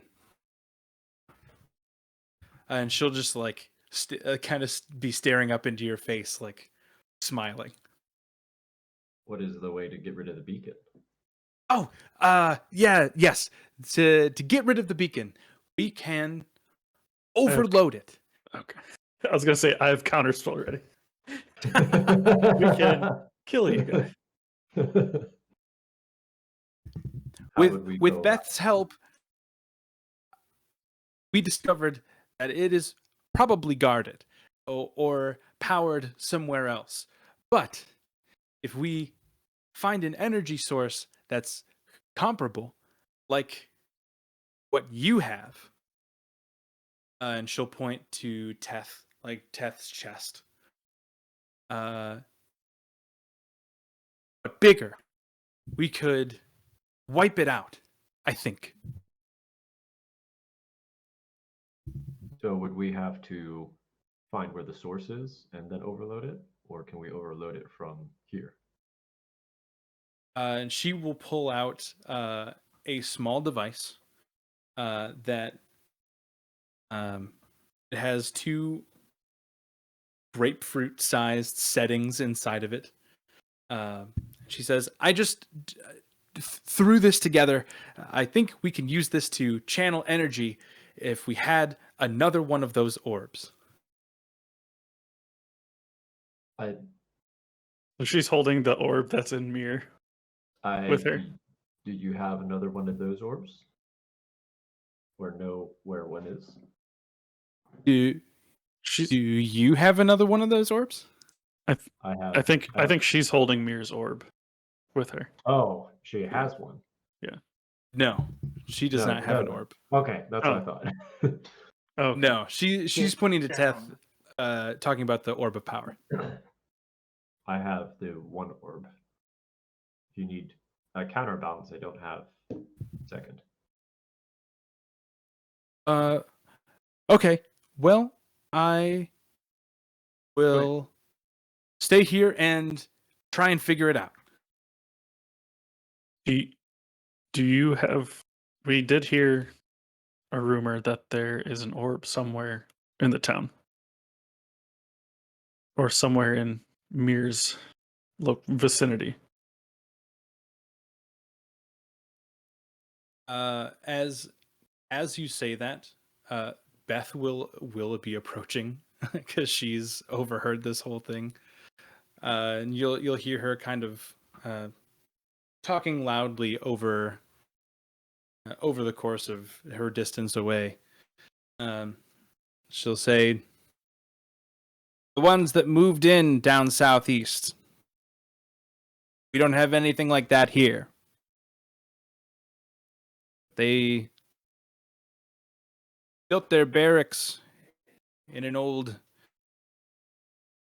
prison, an old tavern used as a prison. Moved in very quickly. Rumors that there is an energy source down there. That could be what you seek. Do you want to come with us, Beth? Fuck no. Fine. I'm not making pancakes for you then.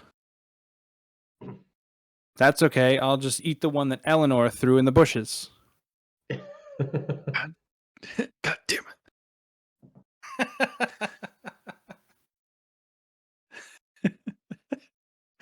Well, That fucker. And she will turn and head back to her house. As she just turned around, not looking at you anymore, she'll say, "Go to the barracks." heading there. All right, let's roll. Belle, you want to come? No. And she'll turn around and scoot back to the observatory. Well, you can't say the people here aren't direct, Teth. You gotta love that. I prefer direct. Let's go southeast. Right up Teth's alley. Yep. I agree, Teth. All right, we are going Let's go to- at pointer 105. We're going to swap over to Urzak and Eleanor. Urzak, you catch up to Eleanor right outside the inner gate. So she is just crossing the smaller gate, and you run up. So kind of like the door has just closed, and she's maybe 10 feet out, and you're on the inside heading out.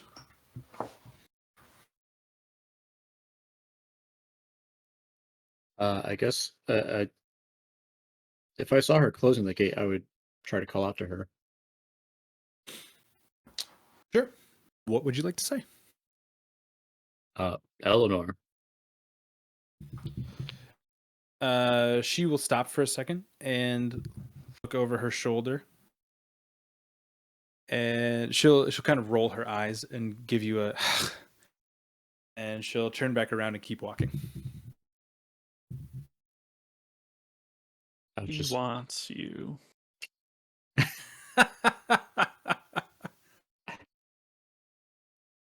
I just make pace with her, and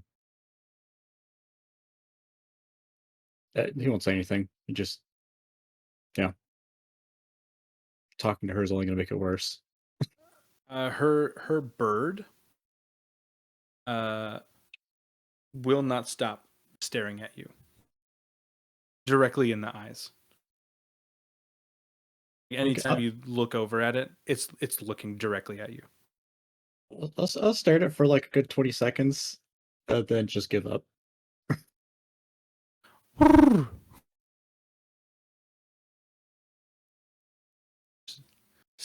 staring you down just like this.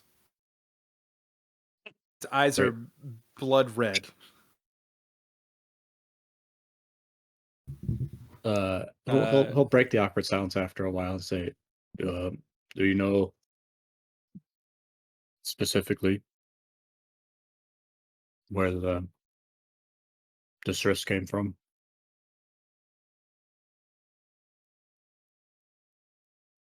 One of the chests. You heathen. Um, well, if you see anything, give me a signal.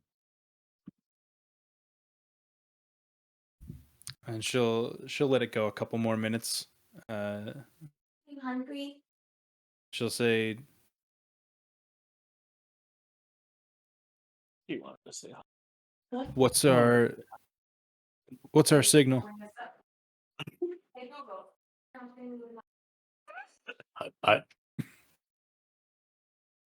anything that's not sitting in silence and walking forward.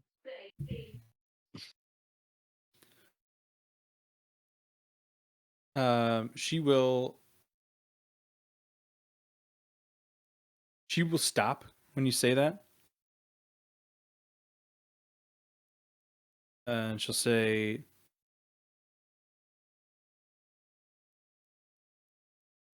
you're old.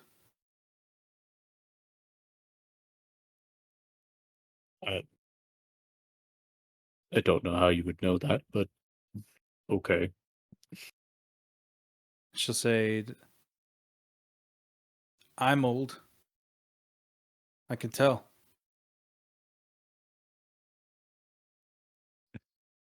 You carry yourself like you've been around a while. uh,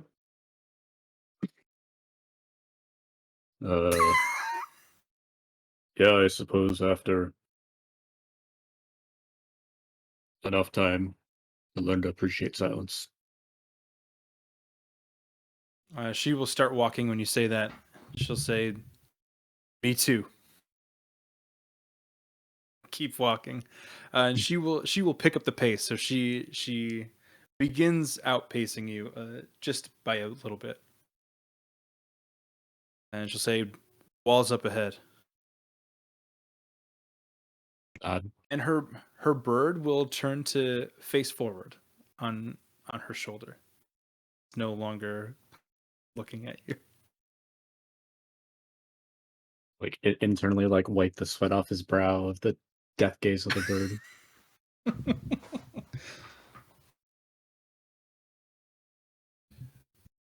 She'll say,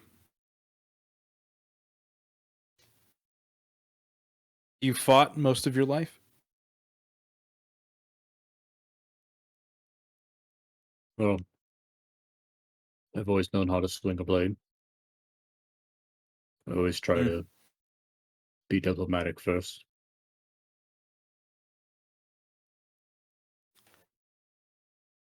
I get bored with diplomacy. Well, maybe maybe I don't know. Is there a baseball league or something here? Something to channel your energy elsewhere? Is that a Twilight reference? I've never seen Twilight, so maybe. There's a whole scene in Twilight where the whole vampire family plays baseball. And they can only play baseball during a thunderstorm because they hit it so loud that it sounds like thunder when they hit the ball with their bat. It's a whole stupid scene. It's like 20 minutes long. Them just playing baseball in a field in the rain. That's funny. She'll say, not much sport. Few games at the barracks. Work doesn't seem to think it's fair when I compete, though. Well, like I said,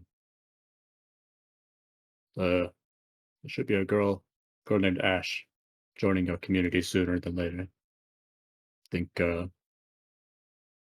might have some competition for once. When did she die?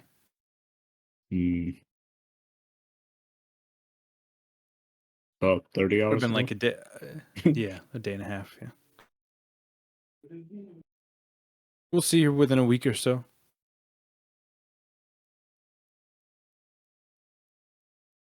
You won't be here then, I assume. Well, I think a lot's changed in the last 30 hours for everybody. So we'll see. My little tiny furry fuzzy Ollie bear.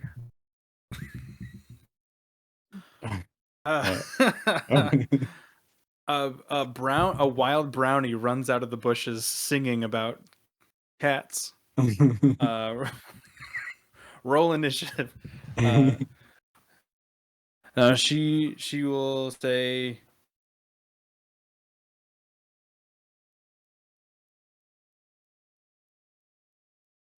I feel ashamed about something.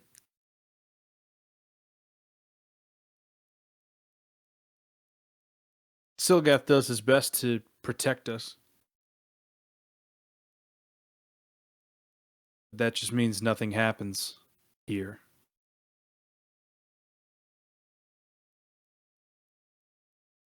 When that beacon lit up, I got excited.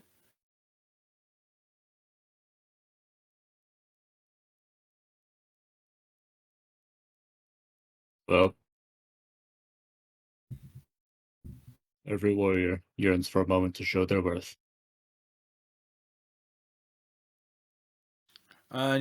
Probably not consciously, but as you say that, you'll notice her flipping her axe in her hand, just like spinning it around, kind of like doing a little flip with it and tightening her grip on it, almost like she does it all the time out of habit. But that just kind of cued the subconscious trigger for that. Tell you what, She'll take out. Go ahead. if we don't see any action here, I'll promise you a good spar before I leave. And she'll stop one more time, and kind of turn on a dime, so you like run into her. She'll say, "Do you promise?" Extenuating circumstances aside, yes, I promise.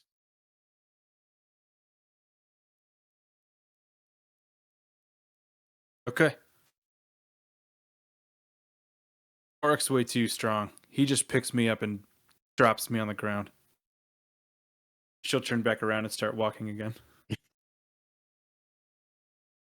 If it makes you feel any better, I think you do the same to me. He does it to everybody. I mean, can you blame him? No.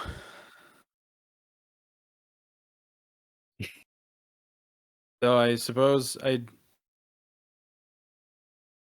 shouldn't complain.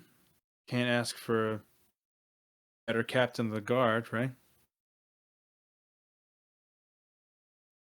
I don't know, you tell me. Warwick is one of the most honorable people I've ever met.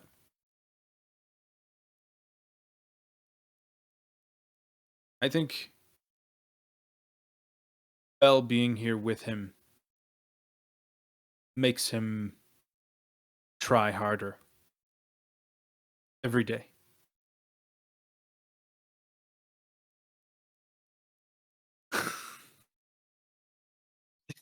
Jesus Christ, guys.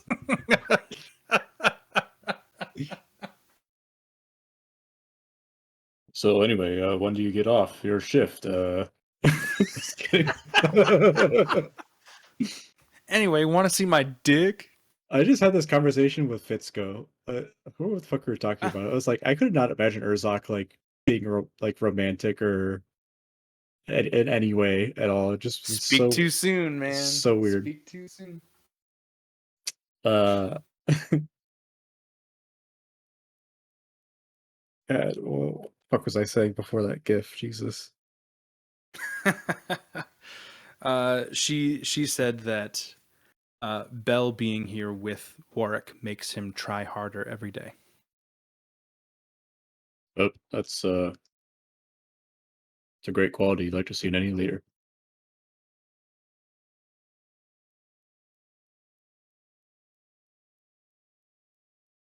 I don't really know what that's like.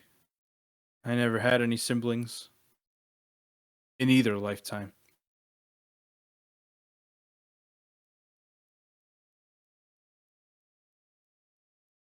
Well, um, hmm.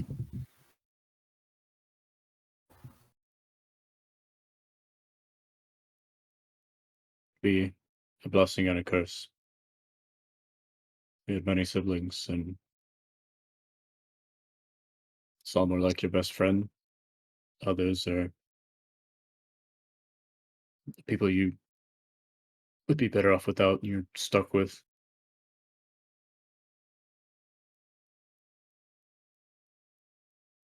Did you have any best friends? I did. That's nice. It's It's lucky. it is lucky indeed.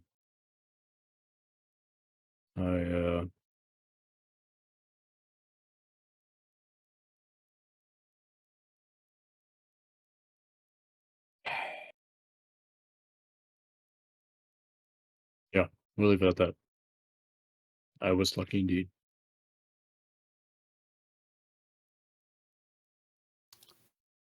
Brackle and Teth, how quickly are you moving to catch up with them? I would say running. Yeah, I was thinking Okay. pretty good pace. Dash action plus your movement plus dash. Yeah. Both of you make a perception check, please.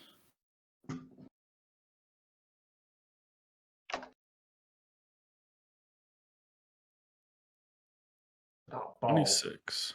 Oh, mine was good. At least one of us rolls well. That's all we need, just one. Brackle, as you're running to catch up with Urzak and Eleanor, you are able to faintly make out just the last couple lines of dialogue that were just spoken. As you're kind of trotting up to them, and the four of you meet up.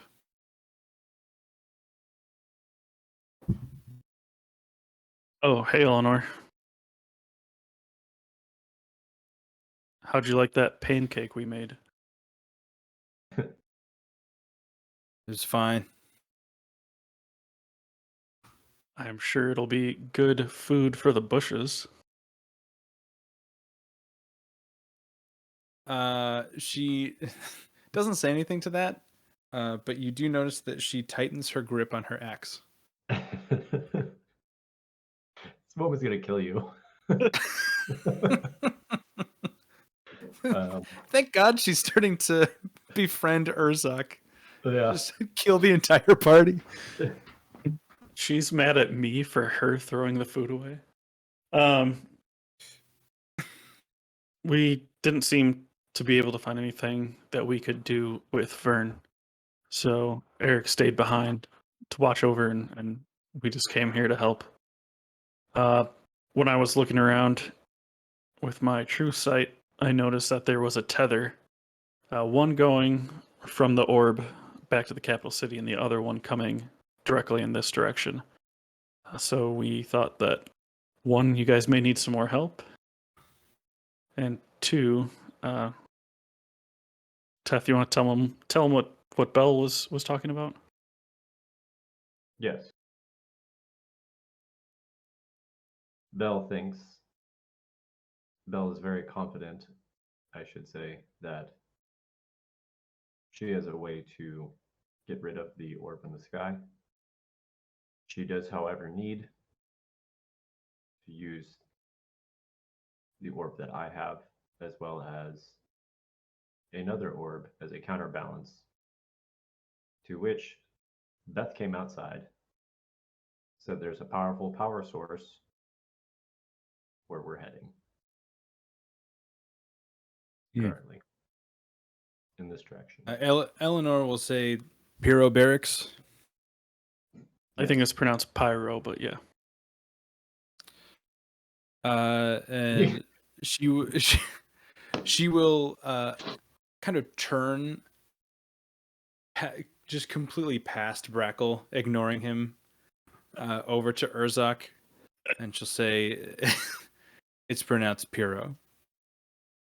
You know, if you do feel like it, I find it does help sometimes if you punch him in the face. Tomato, tomato. You know. Oh no. She will immediately take that to heart. Disadvantage. Does a 17 at disadvantage? Yeah. No, it's a nat 20. 17. Yeah, 17 still hits. She's gonna clock you with her elbow. So she's going to do 4 bludgeoning damage. God damn it, my tummy still hurts from the berries. Just a quick It's the top hat fall off. make an acrobatics check Okay, I'm not to terrible. see if you see how well you 22. yeah. You kind of stumble backwards, but you can catch it with enough time that it doesn't I fall catch off your it head. and just go, "Milady." Put it back on. That's like Red Dead Redemption, where like if you like hit somebody, their fucking hat just goes flying every single time. Yeah. Think of that every time Brackle gets hit from now on. Okay. She'll say, "You'll be fine. Wall's up here," and you can see maybe 30 feet ahead of you, the outer wall that you would recognize from walking through on your way in last night.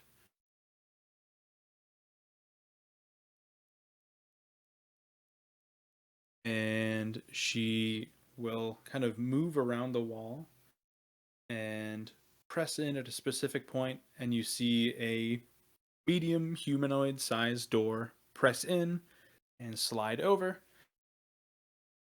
And she'll look back at the 3 of you, say, "Ready?" Give a nod. Say, Mhm. out of curiosity, the trap that we had set off the previous night was that replaced?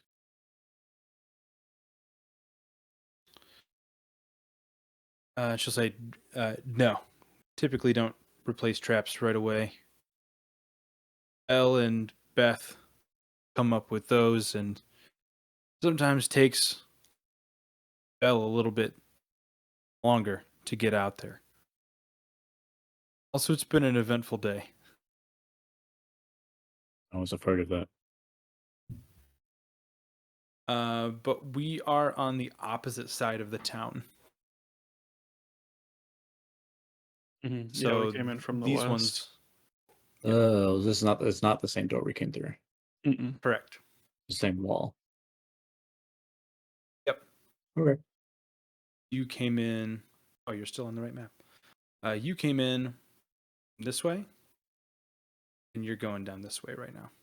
Or no, you came in from up here. We came from Yeah, up this there. So is it's up like- north.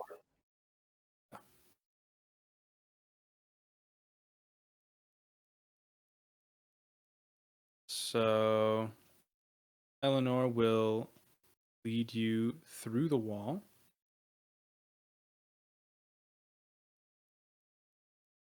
Maybe I should get you over to the correct map. It's not nighttime, by the way.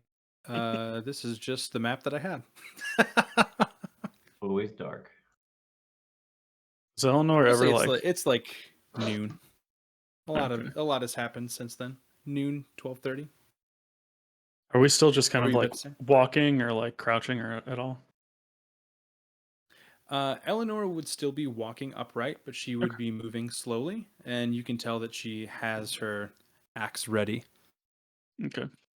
And her bird, her raven, has taken flight. Okay. So it's just flying kind of right above, third person to her shoulder. She will take a couple of steps further out here, and she'll look back and she'll say, "So far, everything's fine." Brackle, did you have that stone that Does has? That Or what? is that Urzok? The I sending think it was stone. Vern, actually. Mhm. Fuck. We can. I mean, I'll let you walk it back and take that if you want. I thought for some reason I thought Brackle or Urzok had Who does it that. contact? Does. Yes. I don't think. No, I don't have it in my inventory, but that doesn't mean. I think I'm pretty sure it was Vern, but we Yeah. can say I'll allow you to take it off of his person. I don't When think you- Des likes me, so it probably wasn't on me. I don't think so either. I think in hindsight we should have contacted Does earlier. We don't know where he went. Maybe you can meet us out here. If he's not a traitor. Yeah. Des, Eleanor will say, Des is a name Silgath has used before. You trust him? I do. I don't know how everybody else feels, but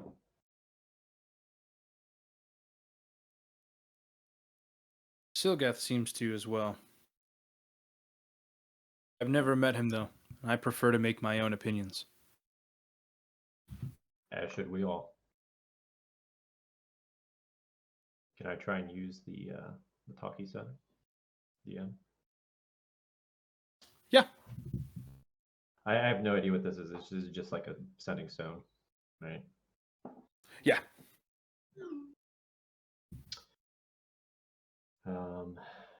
My DoorDash is on the way. Hey. Des appreciates the it. message. Yeah. Did Unfortunately for Des, it is definitely Chicky Nuggies.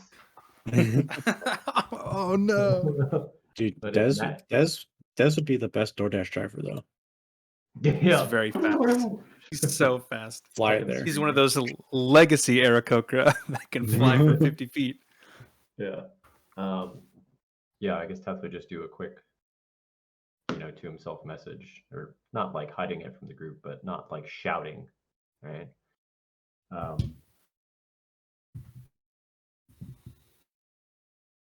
Teth will just say, Des, heading southeast towards Piro Barracks. Are you still in Mir? Where are you? Can you rendezvous? Stay quiet. Des, you will hear Des's response through the stone. He'll say, Northwest went back to the house.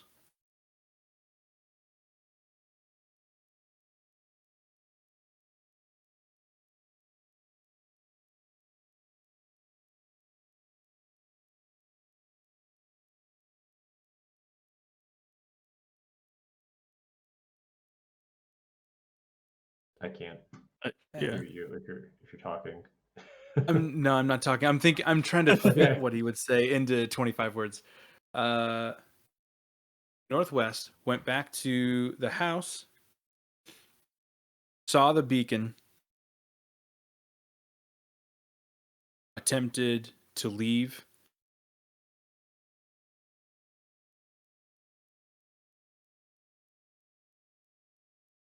shit. I'm running out of words. And you shit? I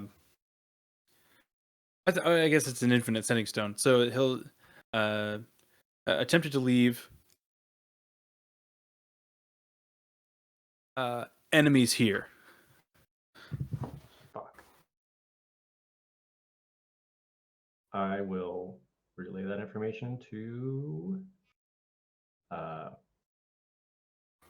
Eleanor. Due northwest. Enemies currently coming. This is what he relayed over the sending stone. She'll say that doesn't make sense. I don't know. We picked up motion down here.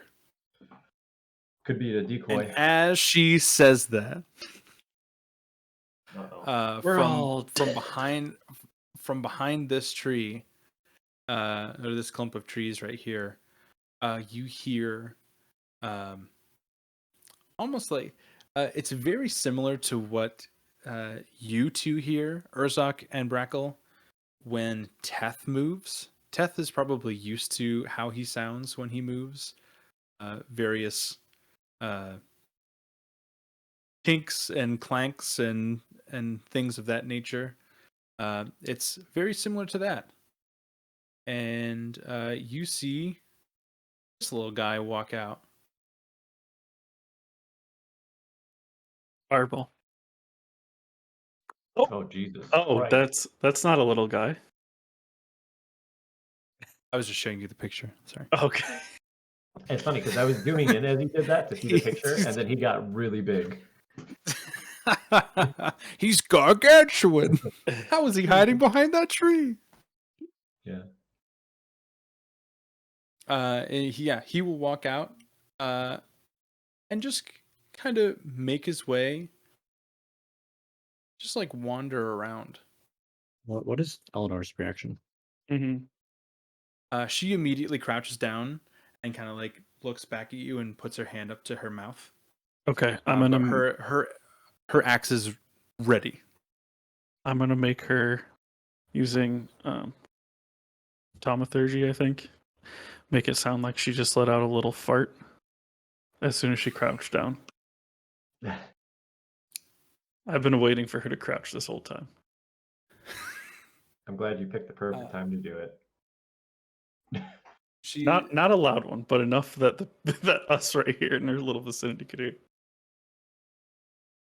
And if she's looking the other way, she wouldn't have seen me do it.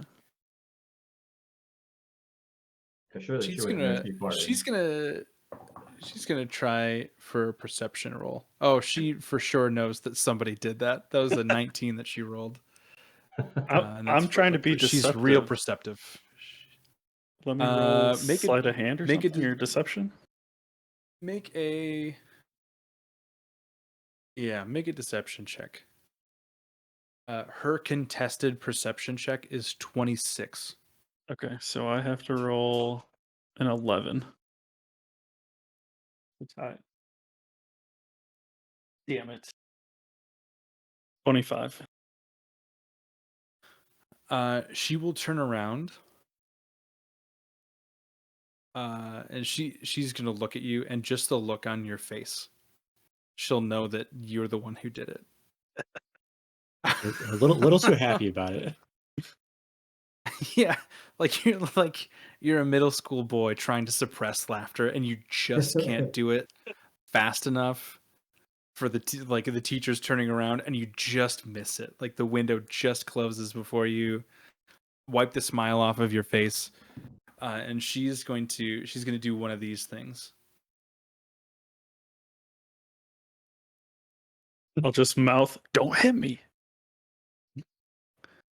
And she's going to mouth back to you, "I'm not going to use my elbow this time." I'll mouth, "What, your butt?" And she'll flip you off and turn back around.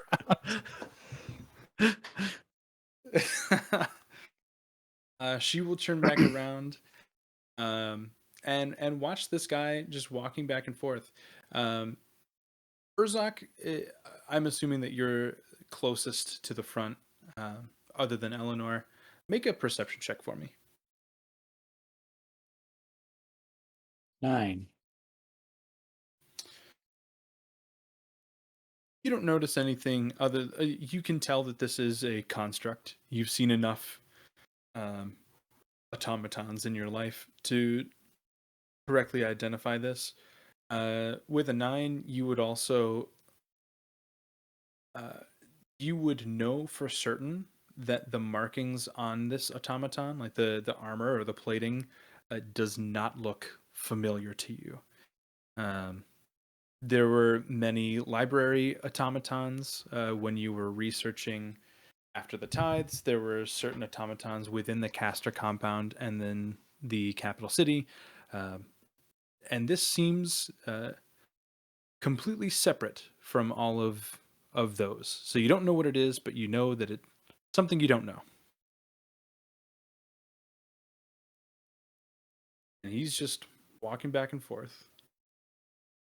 Just whisper to Eleanor and say, it's not one of yours, right?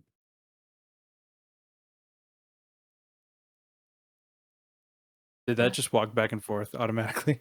Yeah. Fuck yeah.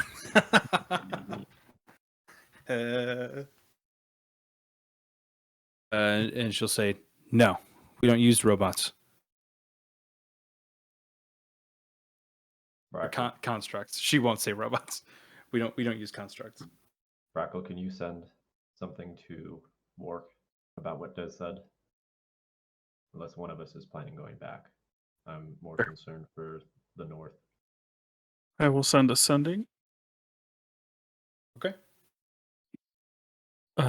Tell Silgath as well. Des said there are enemies to the northwest.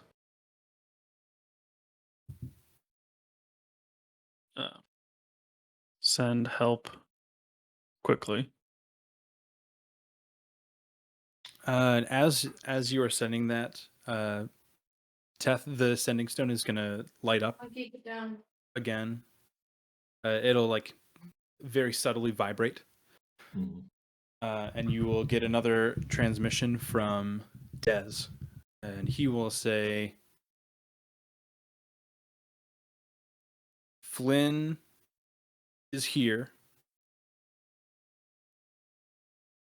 Automatons are here. The house has fallen."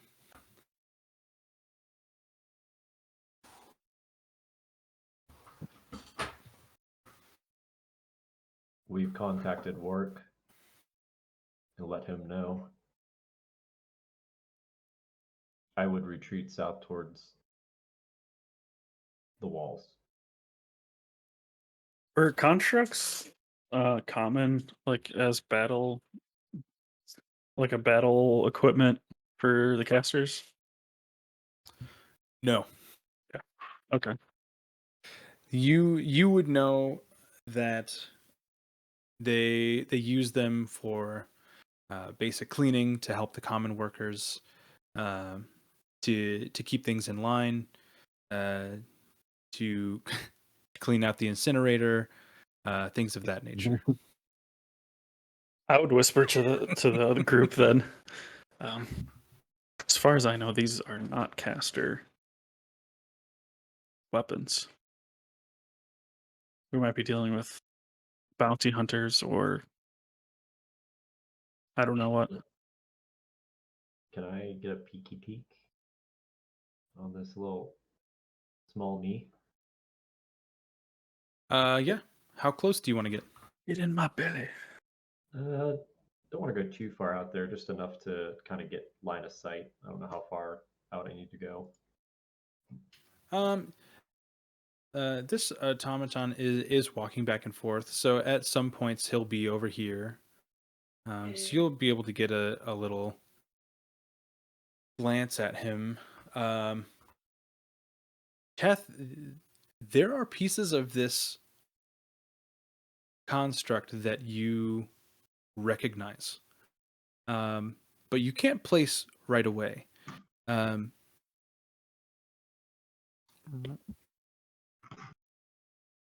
Roll a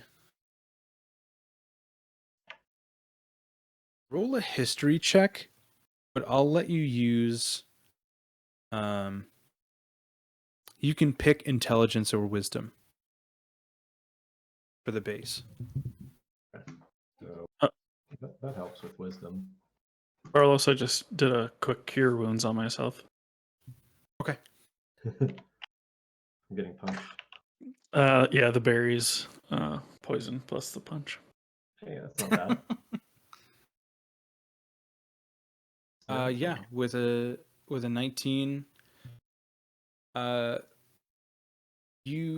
it almost seems like Teth that you. It seems like an otherworldly experience for you because the way that the plating on the outside is shaped, the way that the limbs are constructed, the way that this automaton is moving, how smoothly it's moving, is walking human-like. It is very reminiscent of how the test automatons were after you were created, when you were in your early stages of becoming Azura's greatest mechanical warrior. They didn't know that they were going to stop at 13 back then, and they were testing different things out. And it seems as though this construct is very similar to the base model of the construct that was supposed to come after you. And you would know this because your fellow K unit worked on those constructs.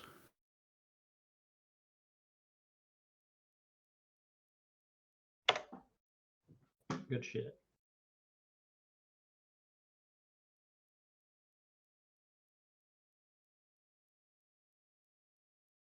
Sorry, Let me look that up for you real quick. It is K8, the Artificer Gale. That's what I was thinking. Kate.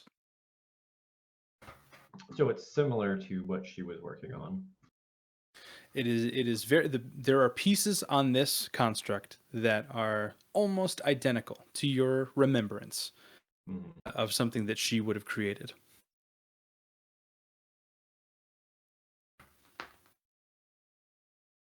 Well, this is strange. Just gonna get to the point. These look like baseline units that were created after my inception, similar to something that Gale would work on. Similar parts cobbled together. I don't know. I'm assuming this thing has been repurposed.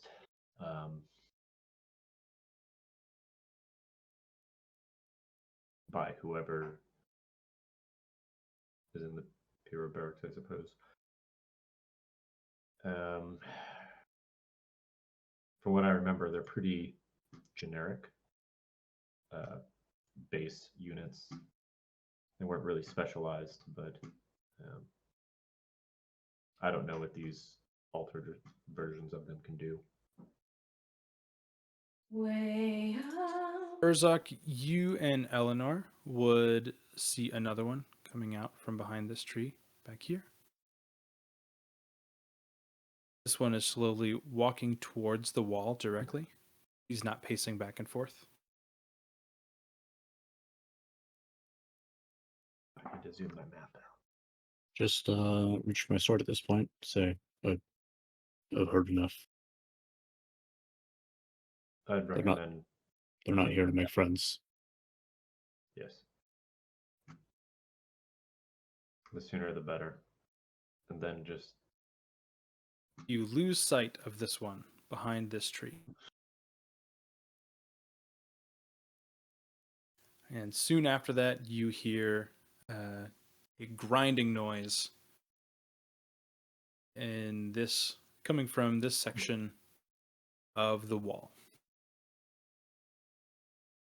you know what time that is, Mike Carlos.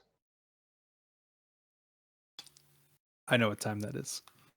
Time for a fucking robot to run through a tree at it.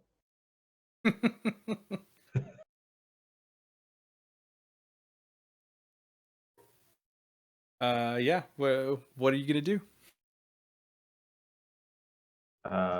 Yeah, Teth will spring into action and start running towards where the grinding noise is. As you start running, this guy is alerted, and he will look right up at all four of you. And I would like all four of you to please roll initiative. There it is.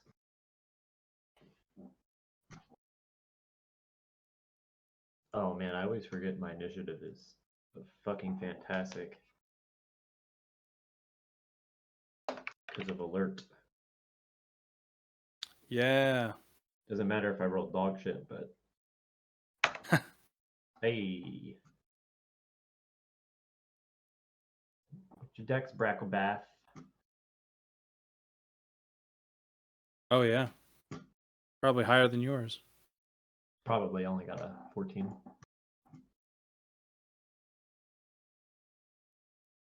Didn't know it was muted. 16. Ah, you got me.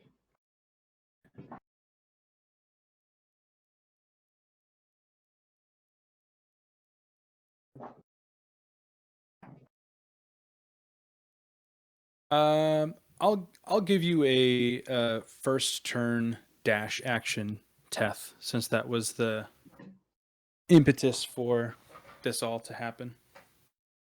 Yay. So I can move You can 30 move feet? up to your movement speed. What a guy. Now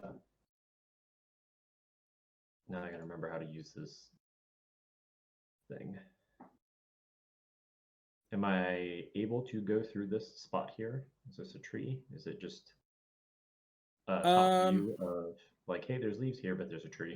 It's not like blocked. Well, you could walk through there. We'll say the center right here. It's a pretty thick trunk, but not so thick that it is a tall tree, so you can cross through there. I would Okay. say like right here maybe Okay. is the unpassable. Okay. Cool. I will move 30 feet towards that square. Boop. Free movement. All right, Bracklebath. What do you got? I will shatter this guy. I don't know Shatter one. very well, but I feel like that's unnecessary. It's a second level spell. Okay. I need a con save throw from whatever that is at disadvantage. Oh, wow. Jeez, it's another net 20 and a 7, Yes. which brings it to 10. That's a 10 Yeah. con save. Okay, that's a fail. So it's 3d8.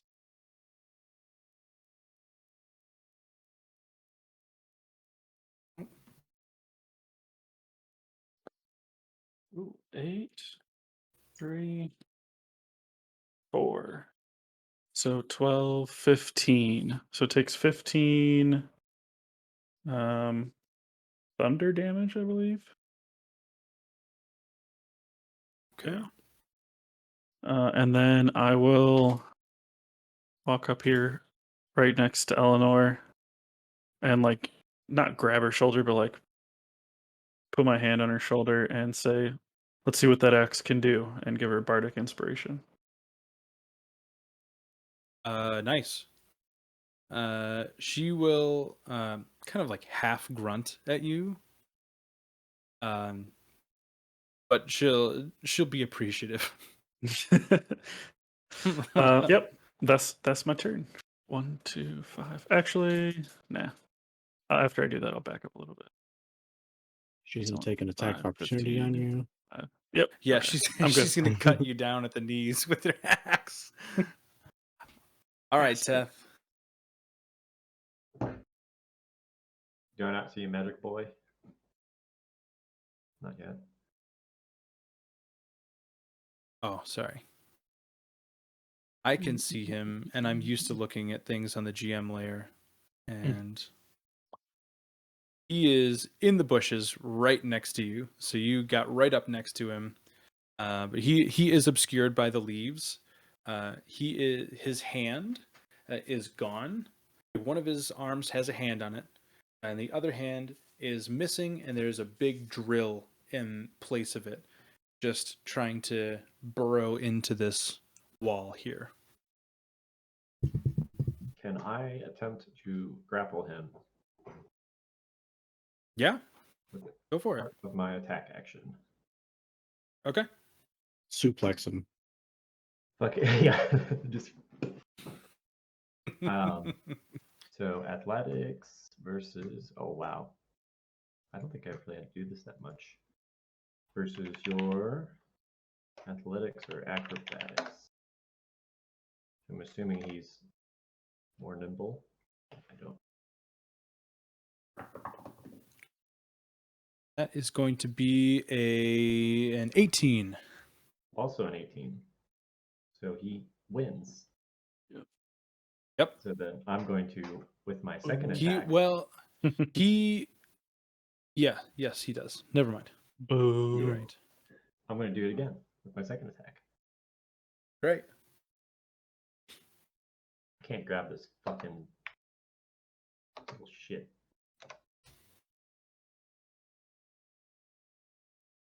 Little 19. better. Oh, he definitely lost that one. That was a 3. That makes a 5. So he is grappled for sure. How are you grappling him, Teth?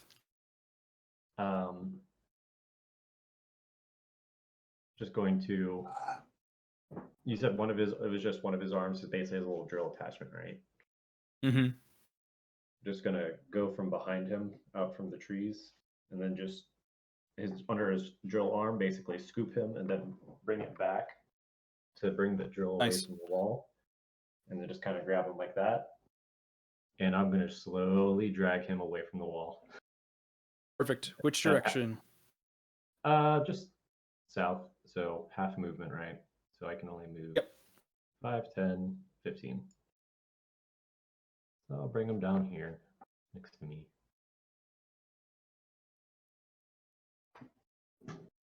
And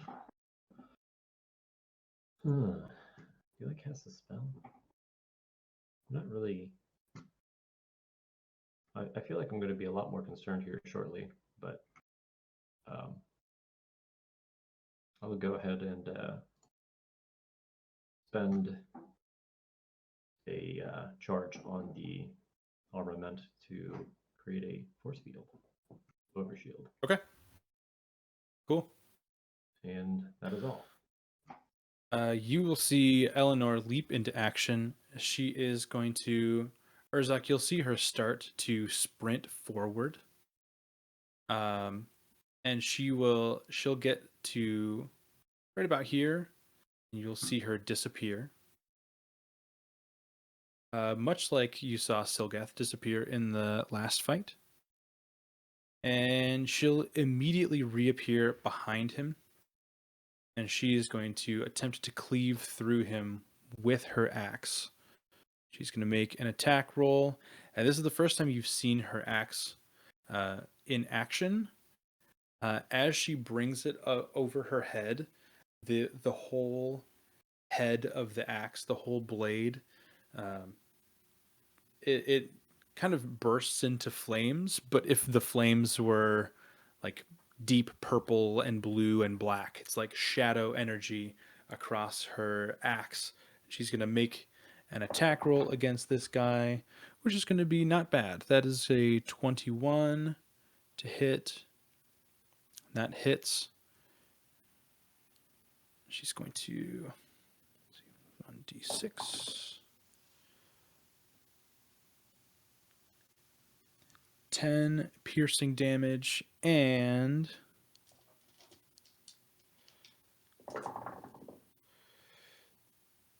7 necrotic damage.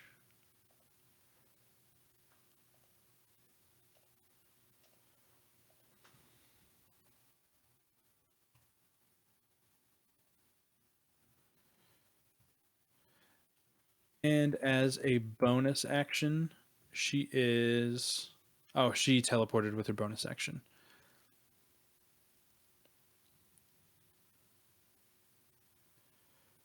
Oh, I skipped the construct. Jeez. Mm-hmm. I will move her back here. Oh. The construct is going to realize that he's going to hear that the drill stopped, and he's going to use his movement to move this direction. So he's going to move into the tree line. And you will see both of his hands kind of enter back into his arms, and drills come out. 2 drills. So she will do the same thing. She's just going to come back here and strike him over here. Urzak.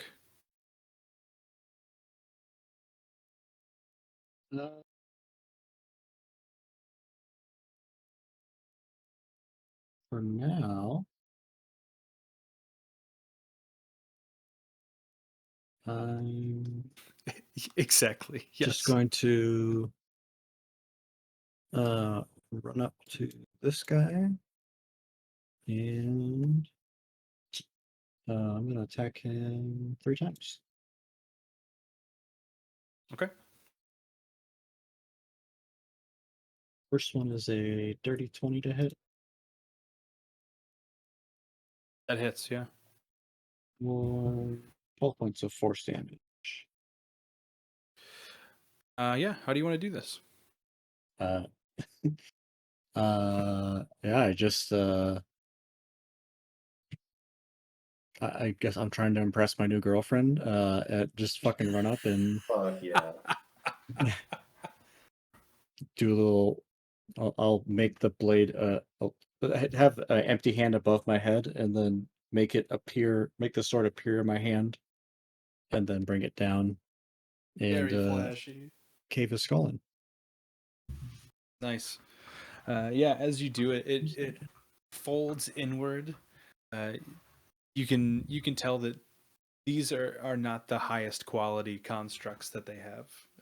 It just crumples as you bring your sword down, and he just kind of falls over, Terminator 1 style. Sweet. And I guess I'm gonna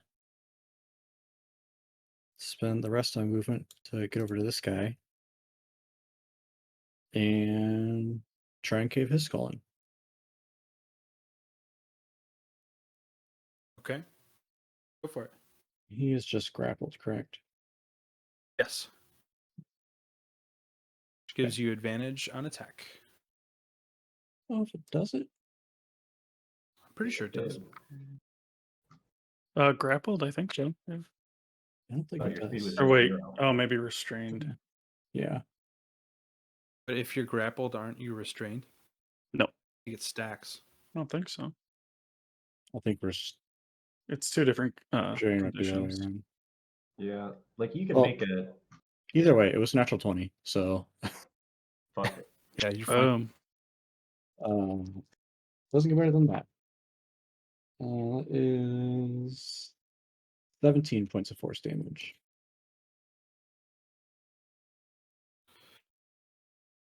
Yeah, that's a good hit. And one more. Is again a dirty 20 for max damage. 14 points of force damage. Nice. Solid hit. Awesome. He's denting as you're hitting him. His body is just denting inwards, and he's kind of just like bent over in half at this point in in Teth's arms. And Brackle, as you watch all of this happen from from the safety of your little alcove over here, uh, you actually hear more gears and clanking and things directly behind you, and from out of the bushes,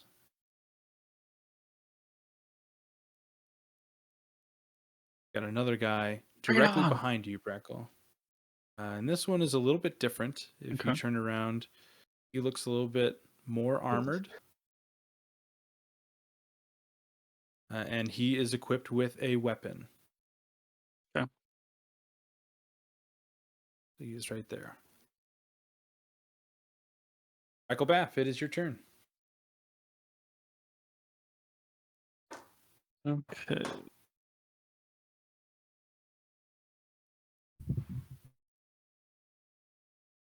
I think my food's here and I'm excited. Is it just 1 minute? Oh yeah. Excellent. Good job. You don't like them? I said good job. I will. Okay, so he's not. I'm gonna do a bigger spell. I'll do Shatter again, but I'll do it at 5th level. Okay. Same thing, disadvantage, Constitution save.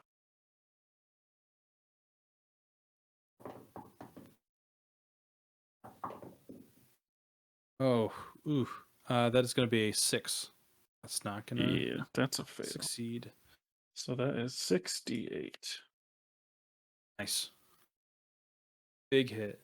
5, 8,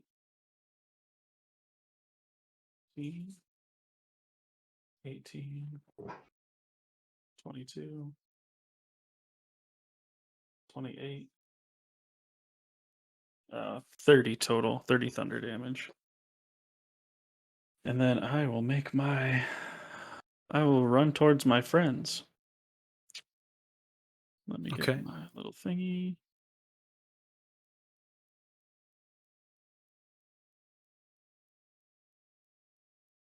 Get away from me. And Brackle, he is going to take an attack of opportunity on you. Damn, he has reach. All right. He's not going to hit you, though, because that was a 3. I Cool. don't think... a +4 to hit, so that's not going to hit you. Sweet. Yes, Guys, as there's more over there. As you run away, you feel the wind of a big metal axe swing at the back of your legs. There's too many axes around here. So many axes. Axe party. And then I will give Bardic to Eeny, Meeny, Miny, Teth. Or Urzak. He's closer. Feel so inspired. Someone's back. You use your sword, Nice. and then Eleanor will have her Bardic for at least 10 minutes. Or until she succeeds with it. All right, Teth. Do I know if these previously had ways of communicating verbally? I think you would just know that if they had ways of communicating, they would have done it by now. Okay. I think that you could probably assume that these ones cannot talk. Okay. Can I thematically make an attack, but it's just me crushing its torso? Yeah. Roll to attack. Just because I'm holding it. As Urzak just like beat the shit out of it. Just like, why not?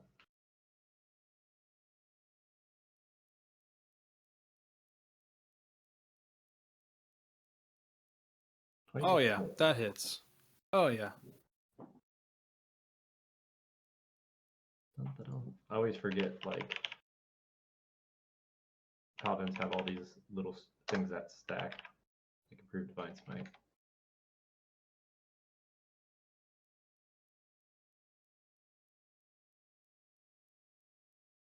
$15. Teth, how do you kill this robot? Again, just kind of have it held up in that position. Was gonna try and see if it could get some. He could get some information. Realize it's not a talk. Urzok kind of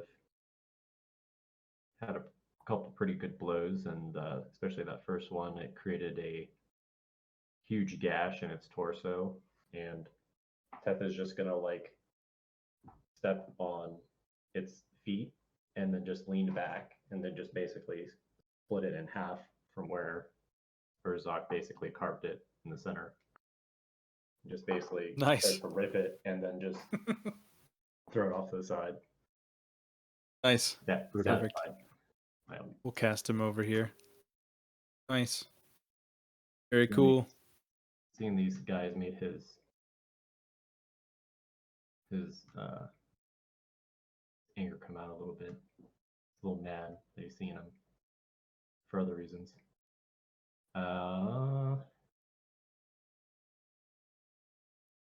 Remember how to do this.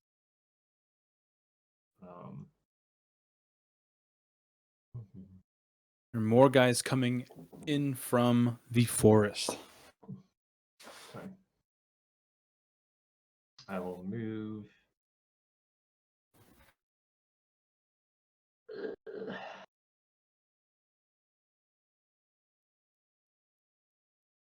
Yeah, I'll move down. Actually,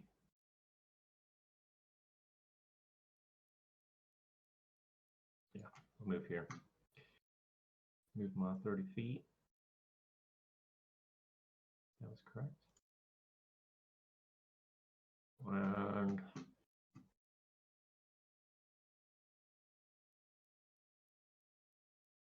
I feel okay. Just going to ready himself. Maybe what would it be to make an active perception check to see maybe how many more, like if he continues to hear more footsteps in the back, or like get an idea of how many more potentially are coming. I'd let you use passive perception as a bonus action. Okay. Yeah, I'll do that. What's your passive? 1,022.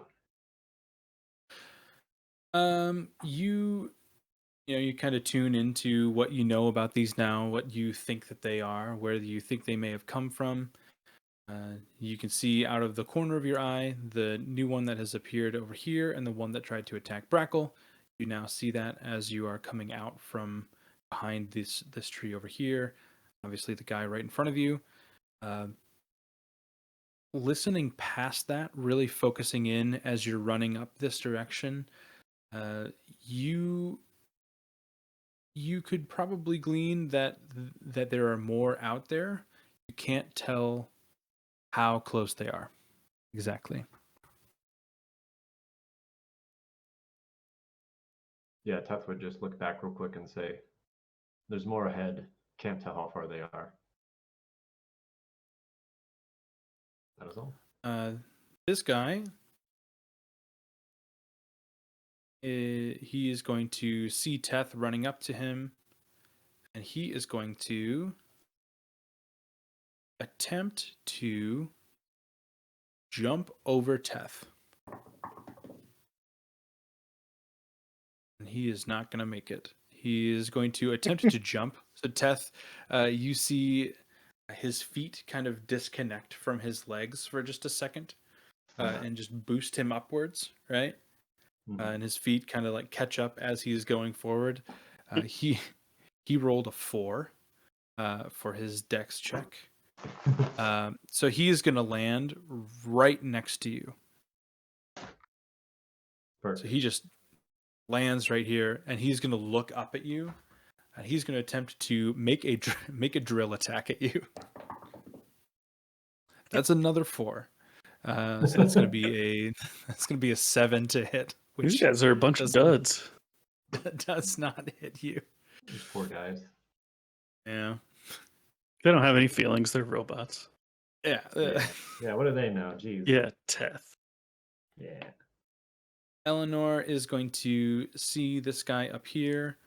She is going to run over to this tree for some partial cover back here.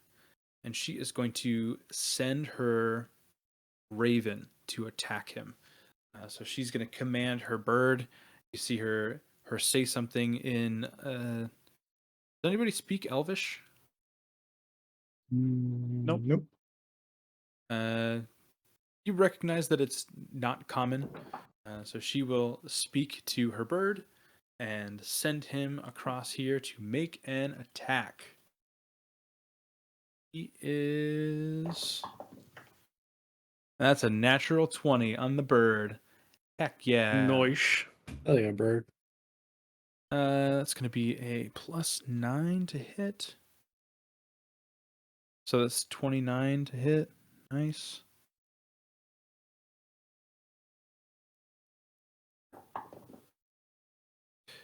Not bad. Not bad.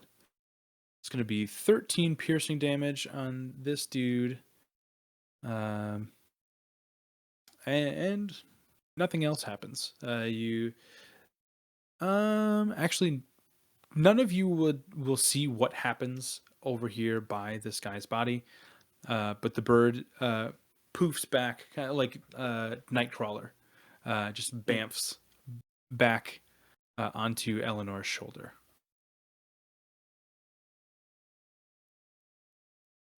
That's cool. And now it's these guys' turn. This guy is going to kind of jog up, and he's going to make a ranged attack on you, Brackle. Okay. Let me check. I'm pretty sure I know how it works.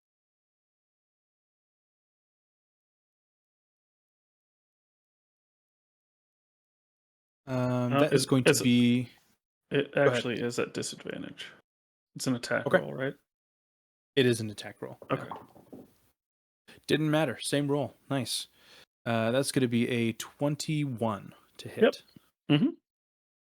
So he is going to, much like the other robots, his hand is going to sink down into his arm, and he is going to fire a spear, like a miniature spear out, and it is going to stick into you, Brackle. Ouch. I need you to make either an athletics or an acrobatics roll for me. Acrobatics for sure.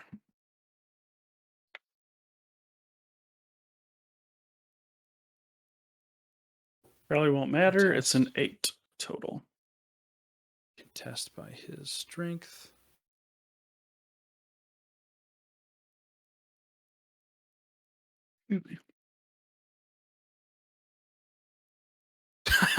Yes. Great success. Oh, nice.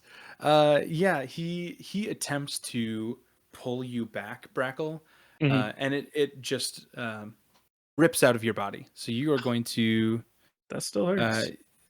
Still hurts. So the initial attack does hit, and that is going to be 11 piercing damage. And then on the exit, it's going to be 2 piercing damage. Okay. It'll never work. I've got slippery blood. This guy is going to come around the corner, and he's going to attempt to do the same thing to Eleanor. And that is a... Gosh, I gotta Just Bardic. memorize these. Oh, she does have Bardic too, yeah. D10. If she wants to use it. Is a +4, so that is a 20. And she's at 17, so that does hit. She's going to take 8 piercing And it will be stuck in her. She's going to contest with acrobatics as well. Ooh, nice roll. It's a 17 acrobatics for Eleanor.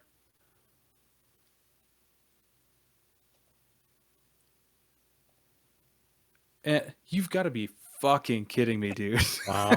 2 in a row? Wow. That doesn't make any sense. Brutal. Yeah, same deal. It just rips right out of her. And she will take an additional 1 piercing damage on the exit. What's these guys' deal?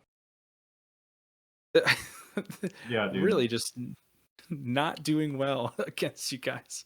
Urzak. You're just gonna like look at Teth like like disappointed. Uh, The fuck. Urzak is going to. Oh shit! Can make it. Yeah, we have to fly out from behind that tree, and same thing. Just gonna start turning them into recyclable parts. Nice. Jamma. First one is a 21 to hit That hits. for 14 force damage. Nice. Second one is a miss. Third one is also a miss. Oh no. And don't think. What do the misses look like? Are those attack rolls or are they technically spells? They're attacks with your sword, right? Yeah, I didn't cast Green Flame Blade, so yeah, it's just swinging with a sword and anticipating them to be closer than they are.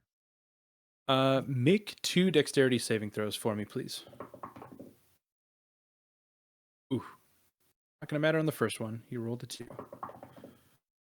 No, hold on.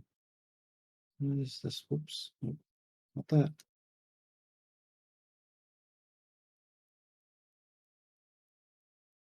Is this a harmful effect that only targets me? Yeah, it's an Okay. attack that only targets you. Okay. Then the first one is that actually might be accurate. First one's a 10. That succeeds because he rolled a 2. What is your second one? Second one, let's count. Is a 15. That one is going to fail as you miss Hold with on. your second swing. Ah, I'm gonna use an Indomitable for the okay. first time ever, and try again. That's Okay. worse. Hell yeah. Okay, go for it. Yeah. As you go to Wait, hold on. I have Bardic Inspiration. use it, go for it. It brings the total to dirty 20. Okay, that just saves. We got there. We got there. Cool. Bracklebath. Fuck you, robots, Barlos. They're Give me just about everything. to actually roll and do something cool.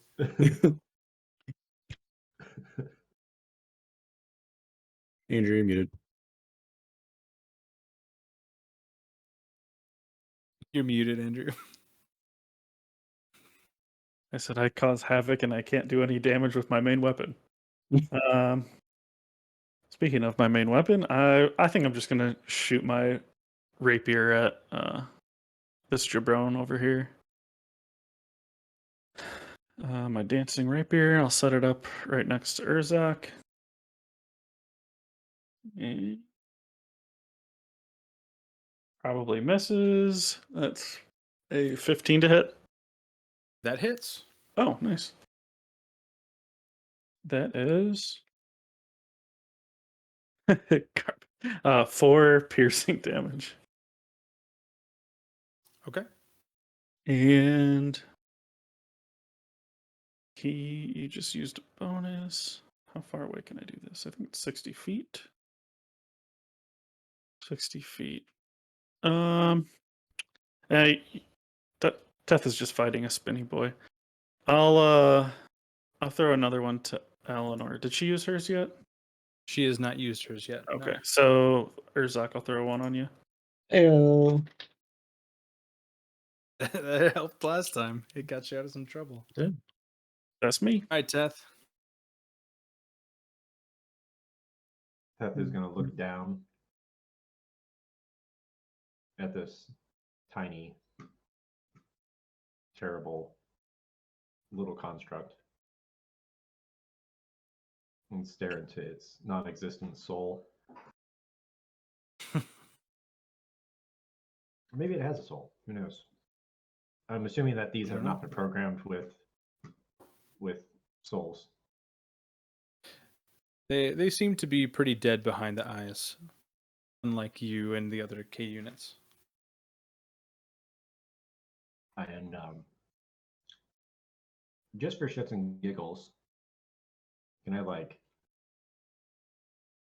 point at it and then shake my finger and then point the other direction to where it came from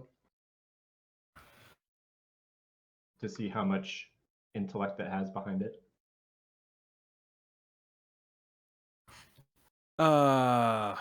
Man, what do I want you to roll for that? I have no clue. Insight, maybe?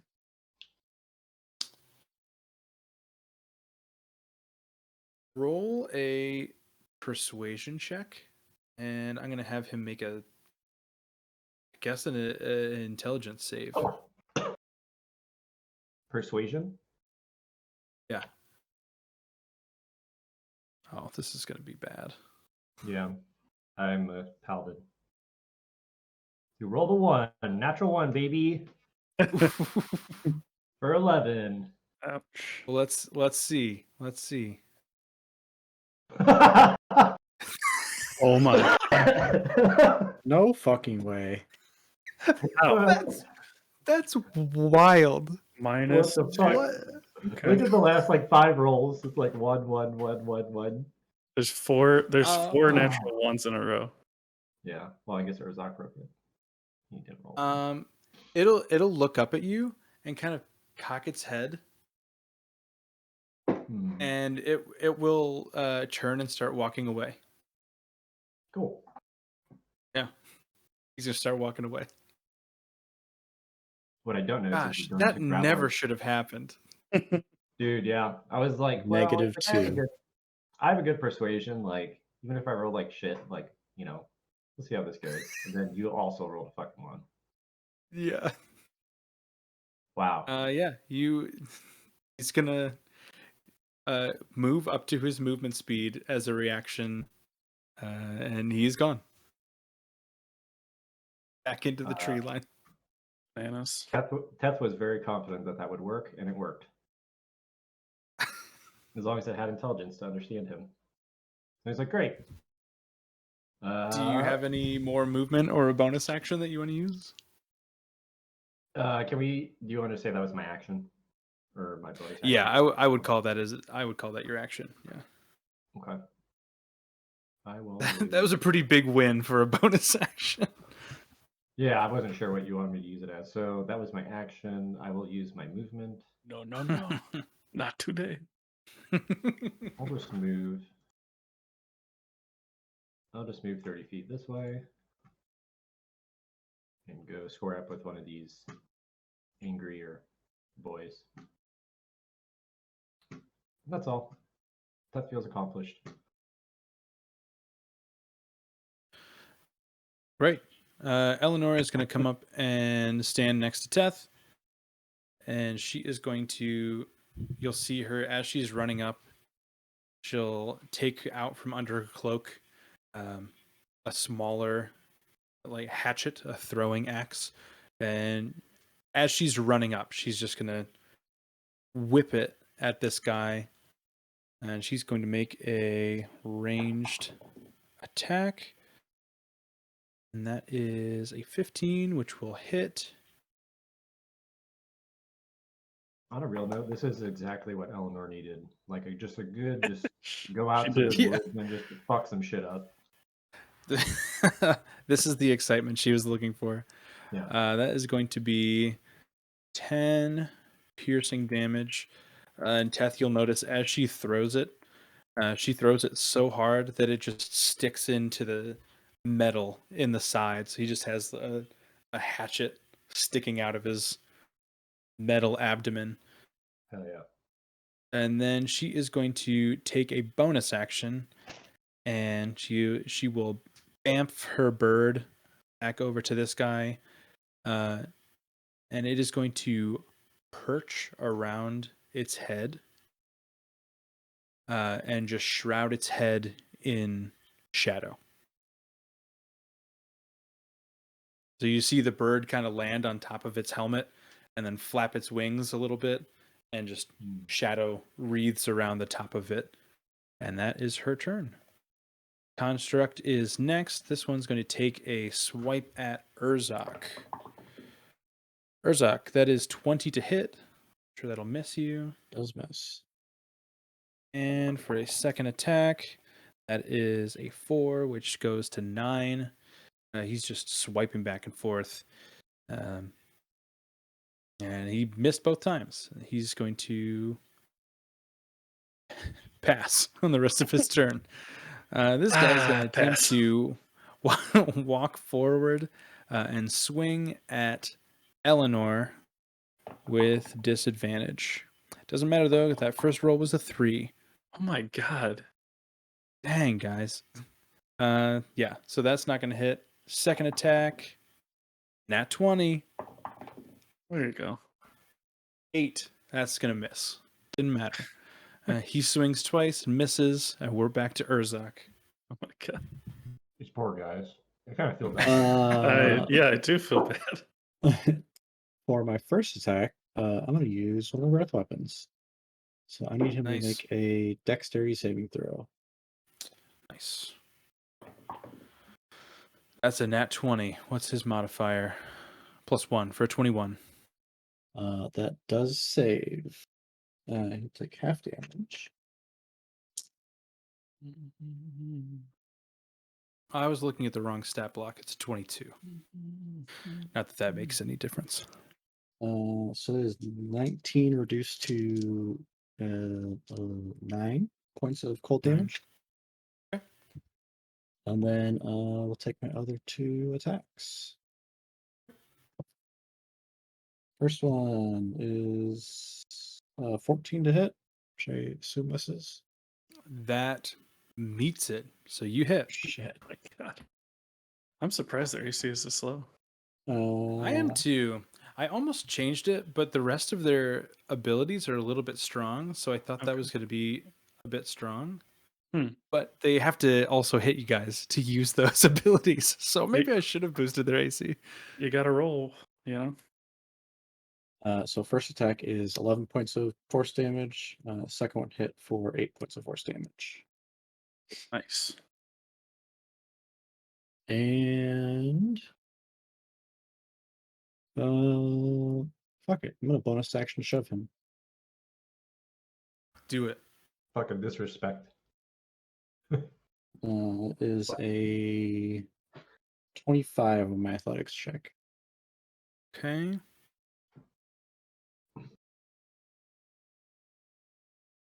This dice roller has fucked me every single time, but I'm going to use it again. Okay. Not a natural 1, so I'll take that as that's a net win. It's a fail though. He's prone. It's now. regular old roll. Right, yeah.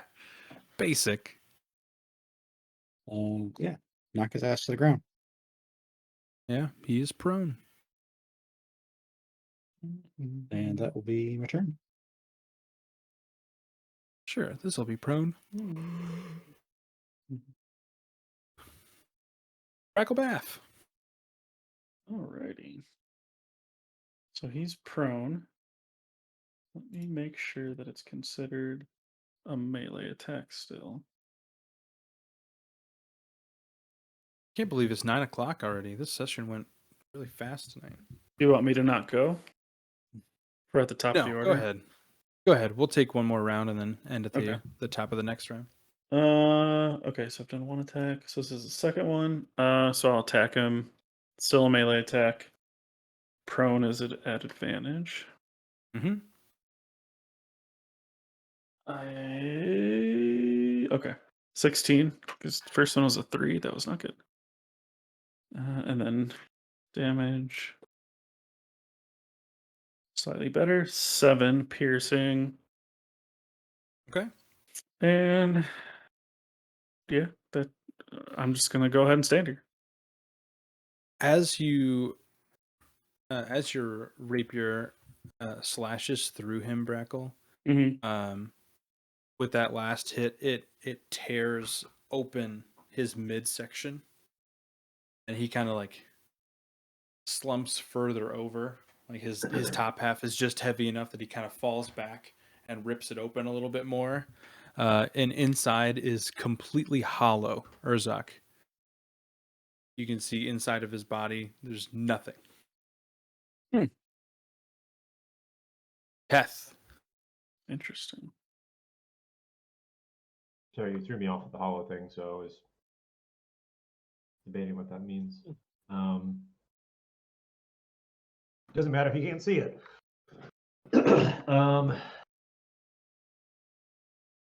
What would it take to rip that hand axe out of this guy's chest that Eleanor put into him? I don't know. I guess only a strength check or athletics.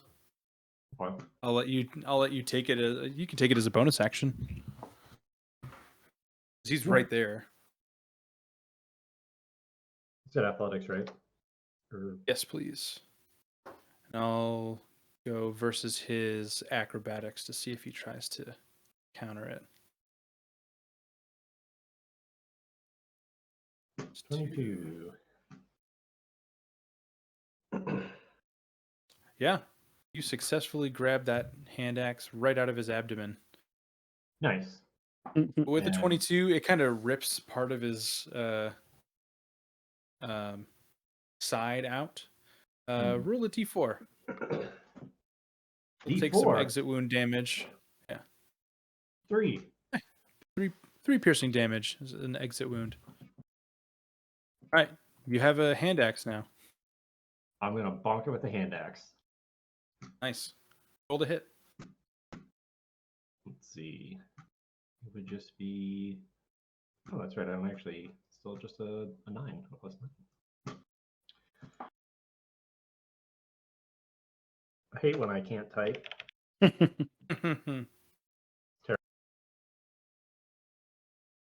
Oh no.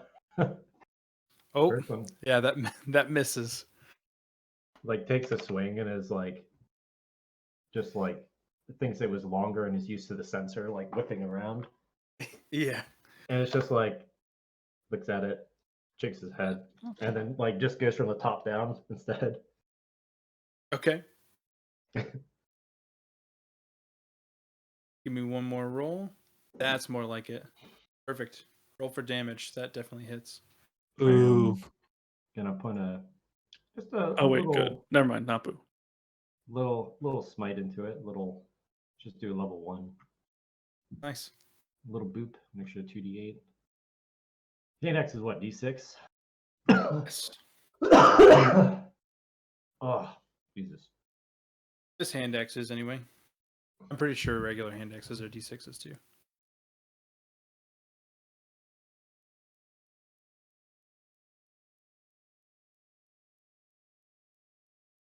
Whoa. A decent smite. Yeah. Yeah, so you bring it down. You said like down onto his head or like Yep. up and down. Mhm. As you do this, it kind of glints off of his head, but it cuts into his shoulder, and his arm starts kind of like falling off. You cut down into his body, and the same as Urzak just saw up above you, you see nothing inside of his chest cavity. There is nothing there. That's weird. So he's still standing, correct? He's still standing. His arm is just a little bit loose now. It's kind of just peeling off like the top of a tuna can. You just peel it back. And I just throw over Eleanor her axe. Yeah, that's fine. Yep.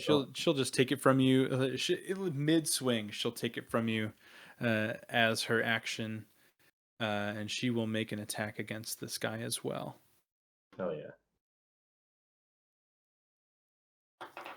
She will use her basic attack. Actually, she will make 2 attacks, 13 and a 15, which makes 20 and 18. Both hit.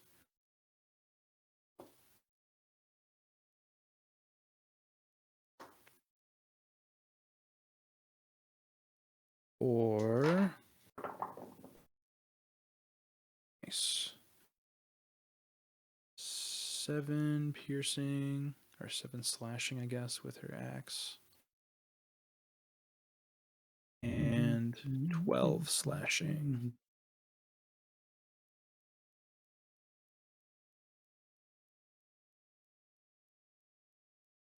She is going to bonus action disappear. And she will reappear back here. All right, Urzak, this guy is prone. He's going to use half of his movement to stagger back to his feet. And almost cleaved in half, he is going to attempt to make 2 attacks at you. And neither of those are going to hit. That is, with his modifier, an 11 and a 7. Even 2 close. misses. 2 misses. And this guy is going to swing at Teth. Same deal, but at disadvantage. So the first one is a 2 with disadvantage, and the second one is a 5 with disadvantage. God damn, dude. He had Urzak. What? Why does he have- It's just Oh, not does he your have day. disadvantage? Not your day today. Does he have disadvantage because he has a part of an arm? He has a disadvantage because he can't see. That's the Oh, bird. birdie. Okay. Yep. I was wondering, for some reason, I didn't see the bird, so I forgot he existed, like Oric. Oric exists. Eh. That would be a great tattoo for our D&D collective like party group. It stands the test of time. It does. Years from now, I'm going to be thinking about Oric, or not thinking about him because I'll forget about him. That would be like something on like Critical Role, like one of their sayings. Like Oric exists. Oric exists. All right, I got just 3 attacks. The first to hit was going to be 21 points of force damage. And Is then that 1 attack or 2 attacks? That's 2 attacks. Make just the first attack. Just the first attack is 12 points of force damage. All right. How are you doing this? He's just it's been a while since he had a decent scrap on a good day. And just in the zone, just dodging attacks left and right. And after he throws down his axe, he's gonna like step on it and sink it into the ground. And then as the robot looks up, he's just gonna decapitate as much as you can a piece of armor. Yeah. It pops right off and flies off into the bushes up here. Hell yeah. Get the Like a fuck outta Red Dead here. Redemption hat. Yeah, I guess then I'll move over here Beat the shit out of this guy who's blind and inflamed. and take the other hit. I guess it's at advantage. Yep. Okay. Still hits. Not a crit. Which you can re-roll the third hit now too, because you have advantage. Yeah, can. So that next attack is 11 points of force damage. And The last attack does hit. You need 14 points of damage. I'm not right. getting it. I rolled a 1. Oh, Dang it. Seven Ugh. points. 7 points of force damage. still a good hit. Still a good hit. So you've eliminated all these guys. Urzok and Teth are beating up on the last one. Bottom of the initiative count. I guess back at the top of the round. You see from the northeast, flying through the sky, coming down to rendezvous with you. Dez lands right up here. And he kind of just like trots down into the battlefield here. Just kind of looking over at Eleanor uneasily. And as he is trotting down, you hear branches and brush breaking and kind of being bent out of the way. And from out of the tree line where the other construct walked away, ran back into the forest, you see this guy emerge. Oh, let's fucking go. Is that This is what Hulk this is what version he Iron looks Man? like. Yeah, it's a Hulk Buster for sure. Yeah. And he That's so cool. he comes out, and his hands, just like the other two, his hands kind of turn and go down into his arms, and nothing else comes out. They just are like insulated out, and they are replaced with two big old cannons, and they start lighting up. And that is where we will end the session tonight. Show us what's inside your tummy. Show us what you have. Show us what you've got.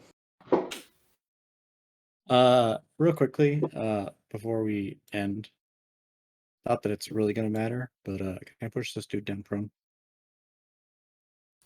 Yeah, do it. It's an actual 20, so a 30.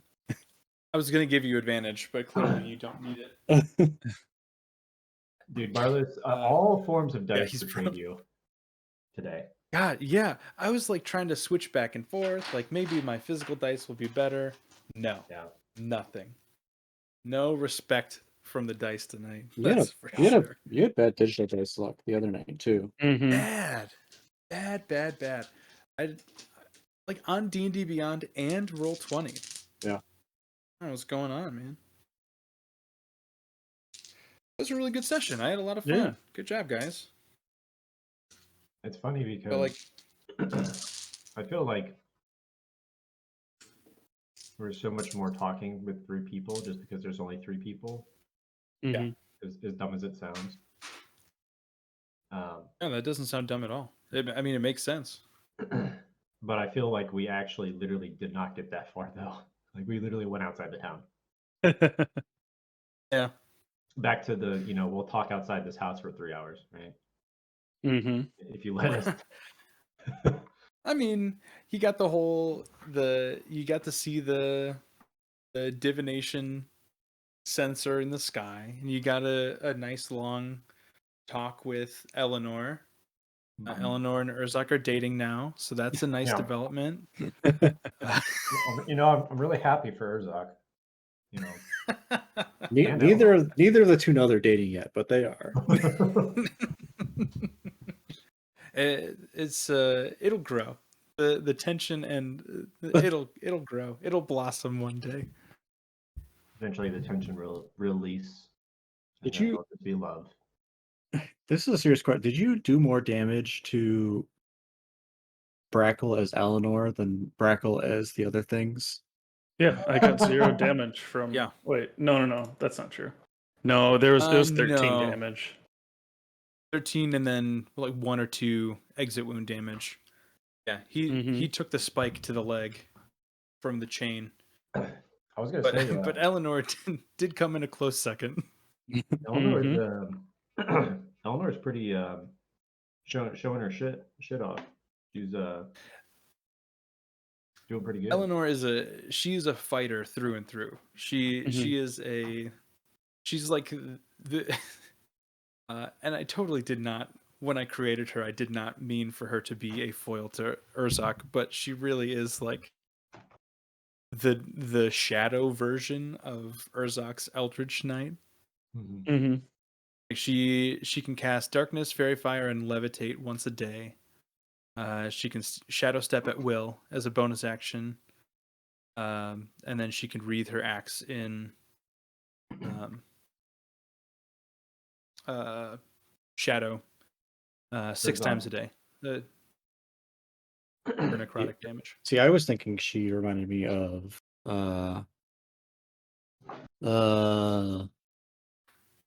the character that I can never remember anybody's fucking name in this campaign. Well, like Gael? Gael. Yeah. Oh. She has the bird and doing Bane of Darkness stuff.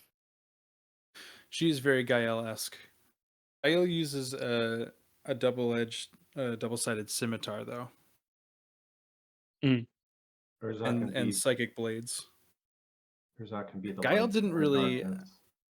I didn't really know what I was doing the first time. Gael is way cooler than I knew how to play last time. Did you sign I it? really misused him as a rogue. He's a soul knife rogue, which is Or soul super knife. dope. Yeah.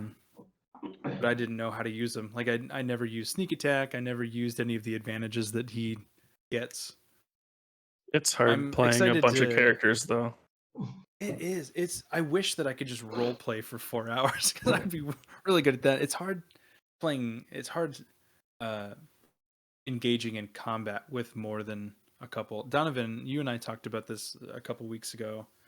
Like that one fight with the oozes in the forest was like losing my mind. Or no, the tree, evil. Yeah. the seed, the plant monsters. Mhm. It was like more NPCs and missing players than there were PCs, and I was like, I feel like Yeah. I'm just They're all attacking the whole spellcasters. time. Mm-hmm. Well, yeah, it's like Silgath, who's a really complex fighter, who I want to like put intention behind when he's fighting, but I couldn't focus on that. And like Dez has weird blood hunter shit that I couldn't focus on using, and like all that stuff. So yeah, we're just gonna segment all of these fights, and I'm just gonna have one NPC at a time. That's gonna be good for me. That's Smart I actually works. was contemplating getting a hold of Dez because I was like, I don't want to have Barlos have to do 7 NPCs again. Right. I was like, well, if there was one to add, it would be Dez, right? Like, Yeah. yeah. Now I like Eleanor though. Eleanor's advantage is she doesn't have an accent, so that's Yeah. one less thing that I have to worry about. And Eleanor's stat block is I didn't build her as a character; I just made her a stat block, so that's a lot easier. Like it's really cut and dry to just use her abilities. Yeah. But like Instead of with Silgath, like he has a whole character sheet built out, and I was like. Running Silgath and Flynn and Dez and the Wisp and Eric all at the same time. It's like, Yeah. oh. Yeah, you did that when you started the campaign too. Like chapter 1. You're like, Mm-hmm. hey, you guys are here in this barracks, and there's 15 other NPCs with you guys. It's like I was like I think I said something, but I was kind of like he's just gonna have to learn on his own. Oh yeah, You know? It's like one of those things you look back and you're like, man, this is really stupid. Like what a stupid thing. But I'm glad that it happened the way that it did now, because I'll never ever put myself in a position where there are 6 PCs and 14 NPCs plus enemies in the same combat ever again. Like that is a wild misstep. And it just kind of happened on accident that I guess I didn't intend that many NPCs to travel with you. Like I had to send Luna and Solia back through the door because I was like, there's no way that I'm gonna run another 10 NPCs in these things. Yeah. Doesn't make any sense. But now I think was it'll wondering- start whittling down with the beacon and you guys on the LAN. Everybody's gonna spread out a lot more. I was wondering about that whenever you, or whenever, God, what the fuck's his name? Oh, thank you, Cerberus. Andrew. Whenever Cerberus put out that message, and I was trying to think, he had technically met Luna and Solia, right? Mhm. And I was like, did Barlos intentionally just leave their names off just to like shorten the list of NPCs he has to potentially play, or is it like Cerberus just isn't concerned with them? You know what I mean? Or did he already kill them? Or did he already kill them and find them in the hangar? Right. I will say that it is definitely one of those three things that you just said. Right. Yeah. Cool. 100% it is one of those things. And that's why we take the ones we want to keep, team. Yep. Yeah. I also planned on doing a lot more talking at the beginning of the session, which I'm glad I didn't have to. I didn't really feel like it, if I'm honest. Yeah. But what I was gonna say is that I was thinking, oh, maybe if we need to, we can, if we had to try and like justify to the town, it's just like, okay, if we need to, we can talk about how terrible of a person that Cerberus actually is. Mhm. And Just give them Brackle. Like, Yeah. you guys I- want I gangsters? thought- Here you go. That's I thought my. at one This is point- what I'm made for.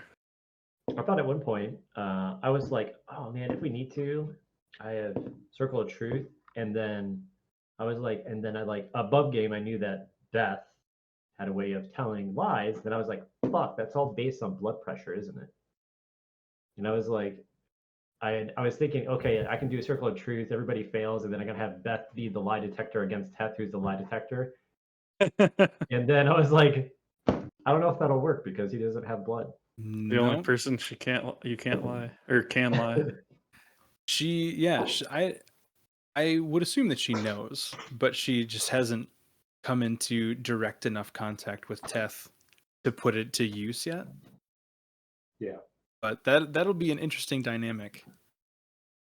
And it's funny because generally speaking, unless like there's very few instances where Teth would even consider like not telling the truth or like not even just straight up lying, just obscuring the truth. So it's like Mhm. he's not even like he's probably just going to tell you the truth anyways, right? Right. Yeah. The one we have to worry about the least. Mhm. Yeah. And the two that she had to worry about the most was the first two that interacted with her. I know. Fucking picking her No bone at 8:30. bullshit. I go to Luckily- bed at 7:30. You don't sleep. The fuck? Luckily, You I knew charlatans. Harlots. if I told the Burned down truth, naked. I knew she'd be on our side if she was watching. Yeah, well, that I mean, I guess check but- saved you. That check saved you. Yeah. It was good that you used that extra D8 or whatever you had. Yeah. I had the DC set for that hmm at 19, so you Okay. just cleared it. Under 19, I think. What did I have? I have it written down. Yeah, under 19, they would still be suspicious, but they would calm down. Under 15, they would be very suspicious and they would not be calm. Under 11, they. Oh, go. Under 11, they are incredibly suspicious and moving in towards the party. Under 7, they are actively trying to riot against the party. No. Which We I would have don't had think to- that you can get under 7, so that would never have happened. Let's see. We would have had to roll pretty shittily, like Yeah. comfort No. the person. 'Cause even Vern, if Vern was here theoretically at the time, he's super persuasive. Brackle's like the Yeah.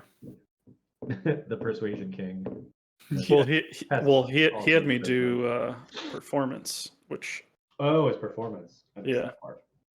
but I still have a +7 to it, so it's still a good chance. But Put on a Yeah. good show. So you never would have been in that bottom bracket. But yeah, if he Yeah, would have it was done good. persuasion, I could have said anything I wanted to, for the most part. and we would have passed automatically. I had it above 19 too. At 19, Beth intervenes and calms the crowd. Above 25, if you had gotten over 25, Beth and Warwick both intervene at the same time, and the town mobilizes to protect you. That would have been nice. nice. I mean, it's still good enough for me what happened. So Yeah. Even better that it was Beth and Brackle. Yep. Yep. They make some subpar pancakes, but Yeah, that was good. I made sure she led with all the negatives. Yeah. You guys are stupid. You are basically prostitutes. Yep. You can't cook. You lie. You're stupid and fall into our traps. But one thing you do, you're not lying about the casters. That's one Yeah. thing I can say. Yep. Man.